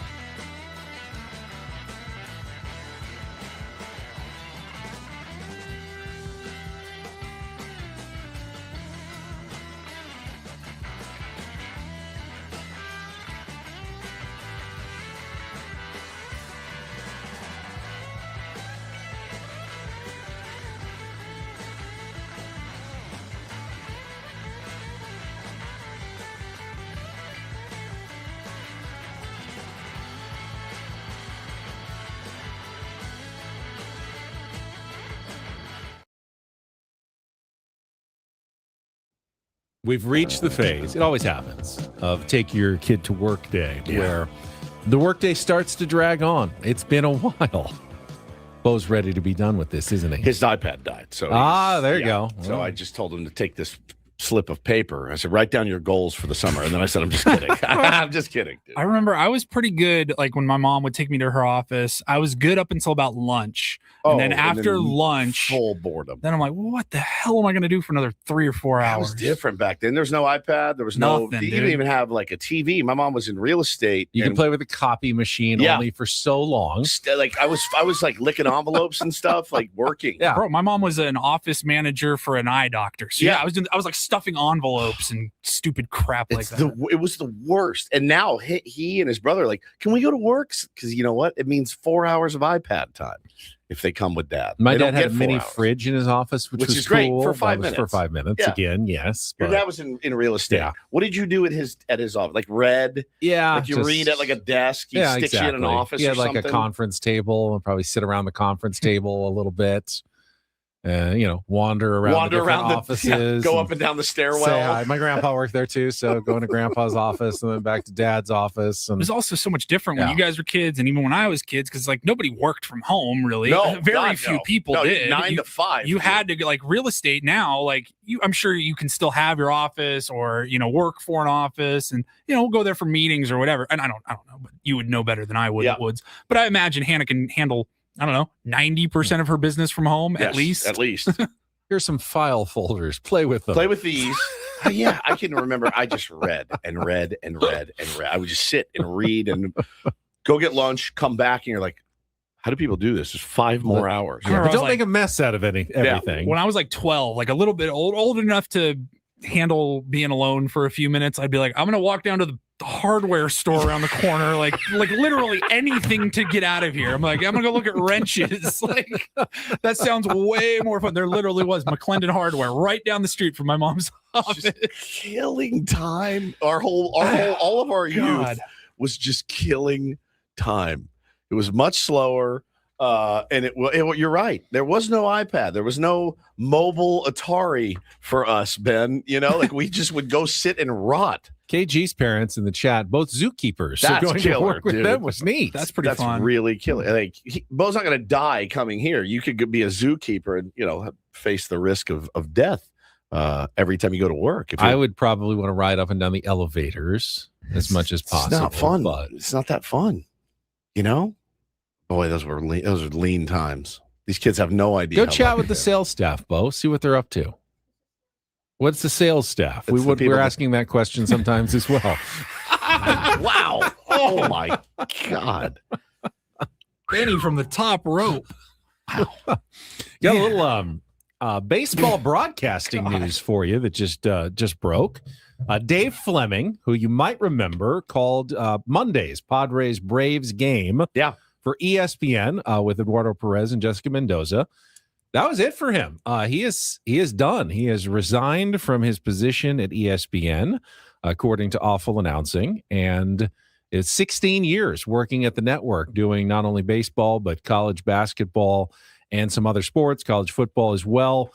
He is going to spend some more time with his family. He has also done some work for NBC and some of their baseball and stuff broadcasts. No word if he's stepping that up or just going to be doing Giants games, which he also does during the week. He does a lot of San Francisco Giants. He's done with ESPN. He's done with ESPN, and no clear word on what the rest of his future looks like. I think we talked about it though. Dave Fleming, very solid, great play-by-play guy. A little bit of a Joe compliment, Davis, which is a compliment. That's a compliment coming from you. Yes, as we all know. Solid. Yeah, watching the Padres killed him. I guess the other night. 1-0. He goes out on a 1-0 Padres victory. Yeah. Well, he was great. He's really good, but again, still working. How does that work? That's a hey Dave, you don't really want to work here anymore, do you? Right? Like you're out. We'll let you say the thing that. No, not necessarily. I mean, if you're already working full time, essentially for the Giants, doing TV and doing radio extra and was stuff, killing him. and then you have to go once or twice a week or month, whatever, to do a national game somewhere else. So it's probably less travel. I mean, there's already a ton of travel in a baseball season, but extra travel even above that. I mean, how much would you hate it? You just got back from a 9-day trip with the Giants, and then you come home, and a day later, ESPN needs you to fly to Seattle to do a game for one night. So now you're gone 3 more days, and then you get back, and the Giants are heading off on another week-long road trip. It's like, that's a brutal schedule to do both. It is. Donnie seems to have stepped back from some of the national stuff as well. He's been more consistently. I don't think I've seen him do any national games this year. I have either. It's tough to do. Maybe all one? of that. Yeah. I mean, they do have more as the season goes on, so maybe I feel that's like he later always in the year. progressively has more. It would be like doing a radio show for 4 hours, then going into the news station for another 8 hours, and then also doing weather and sports and anchoring while all your co-hosts are out partying. And then traveling to Chicago. I'm going to experience that this week. A little bit of that. I mean, this dude doesn't drink a Red Bull. He doesn't take an Adderall. He doesn't do anything. He's just all natural. You're going to fall asleep before that plane even lifts off the ground, aren't you? Yeah, who's sitting by who? How does this work? I believe Paulie and you are together, and I am with a stranger. You're with a stranger? Yeah. Right behind us, though. Yeah. You're behind us? Yeah. Well, that made perfect sense, though. You guys like to talk to each other, and you don't like more quiet. Right, that's true. Well, after our little upgrade that we made. But now you're going to have 2 seats in our section. You're going to have me turning around talking to you.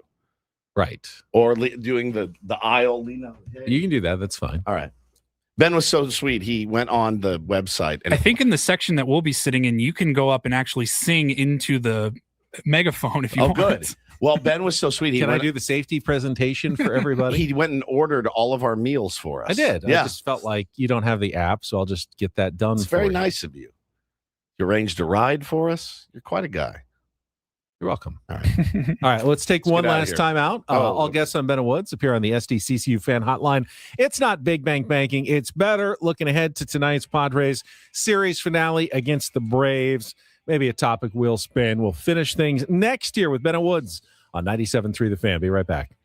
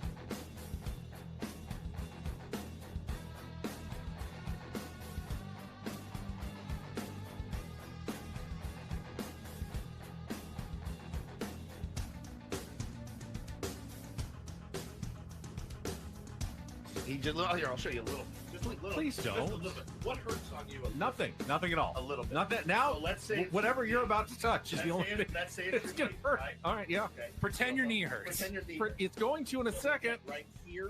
Oh, oh, that is not pleasant. Hey, player, this is all yours. This room with this view. This speakeasy with this cocktail. Hey, could you make that too? The spa with this. Ah. And this pool on this roof. This is all for you. The all-new Hamul Casino Resort, now open.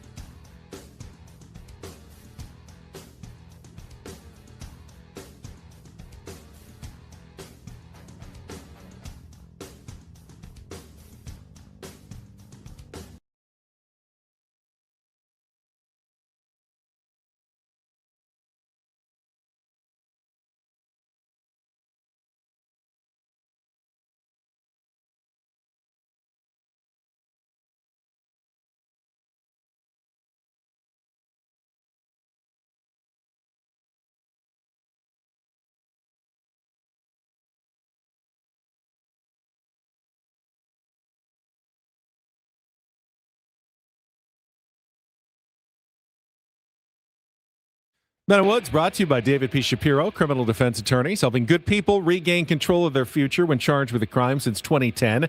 Visit davidpshapirolaw.com.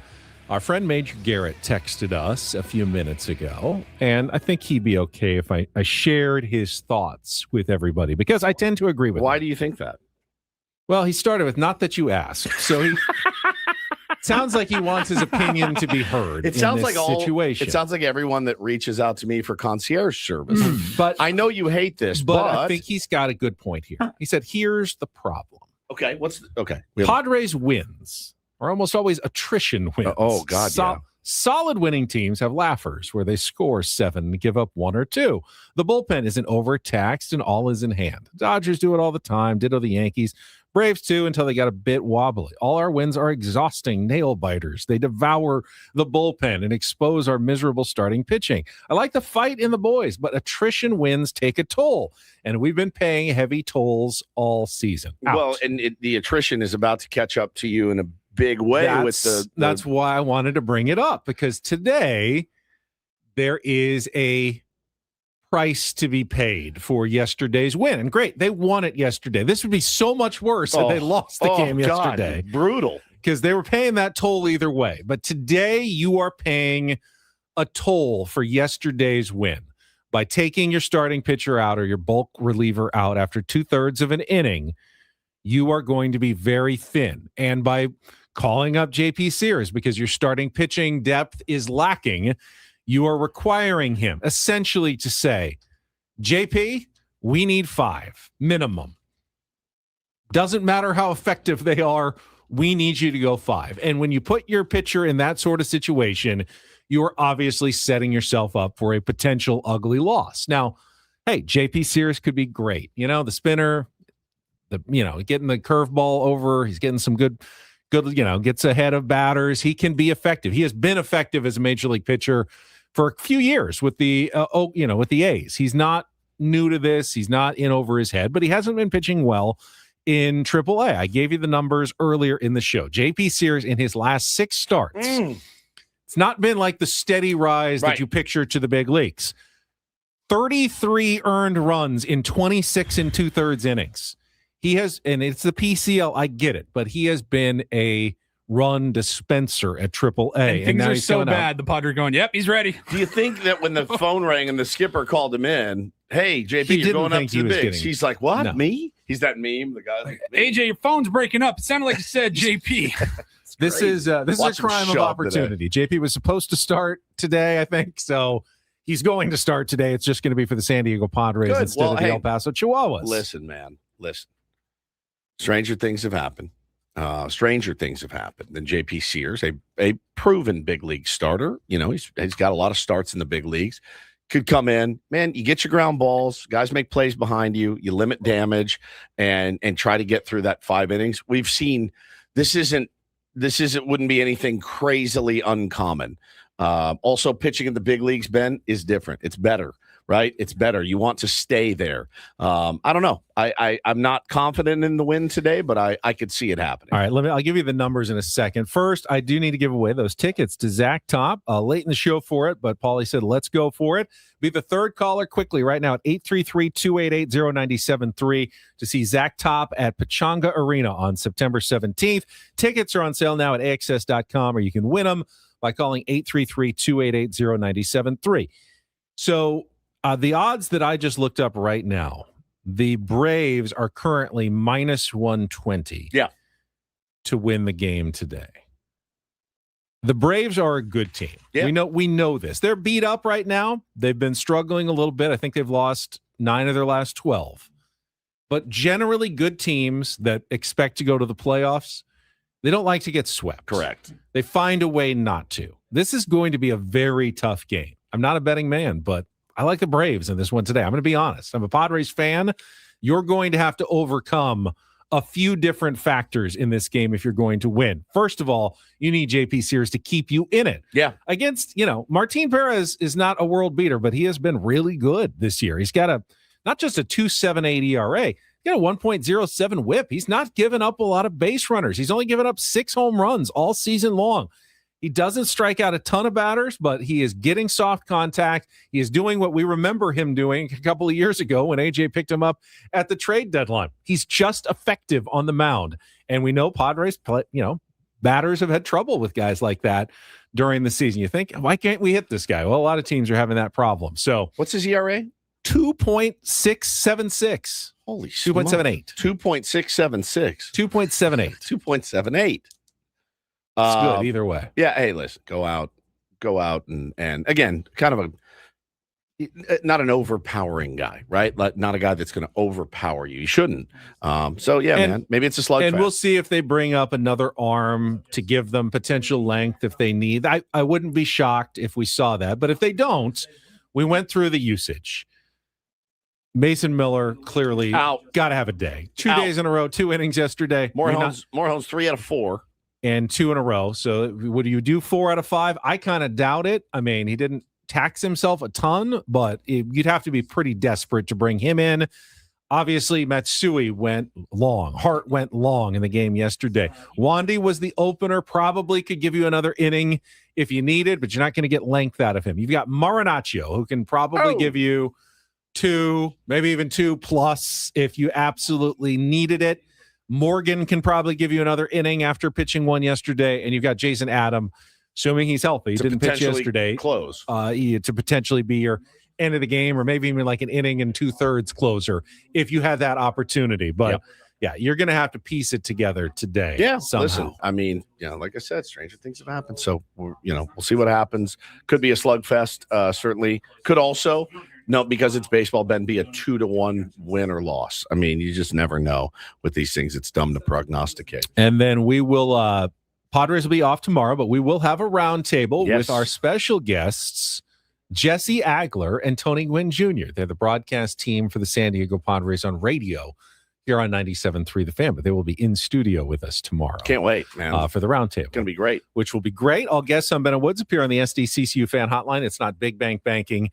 It is better. Does Jesse eat 1 wing tomorrow? 1? No. Probably a carrot I'm stick. always surprised, though. Like, I thought Bob would give... He didn't eat any wings. Didn't know.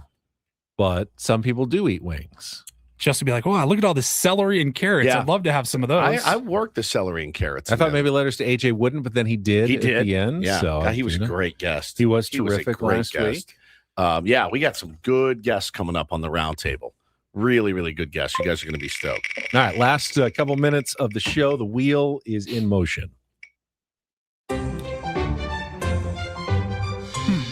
What's a food you loved as a kid but can't stand now? Ooh, man.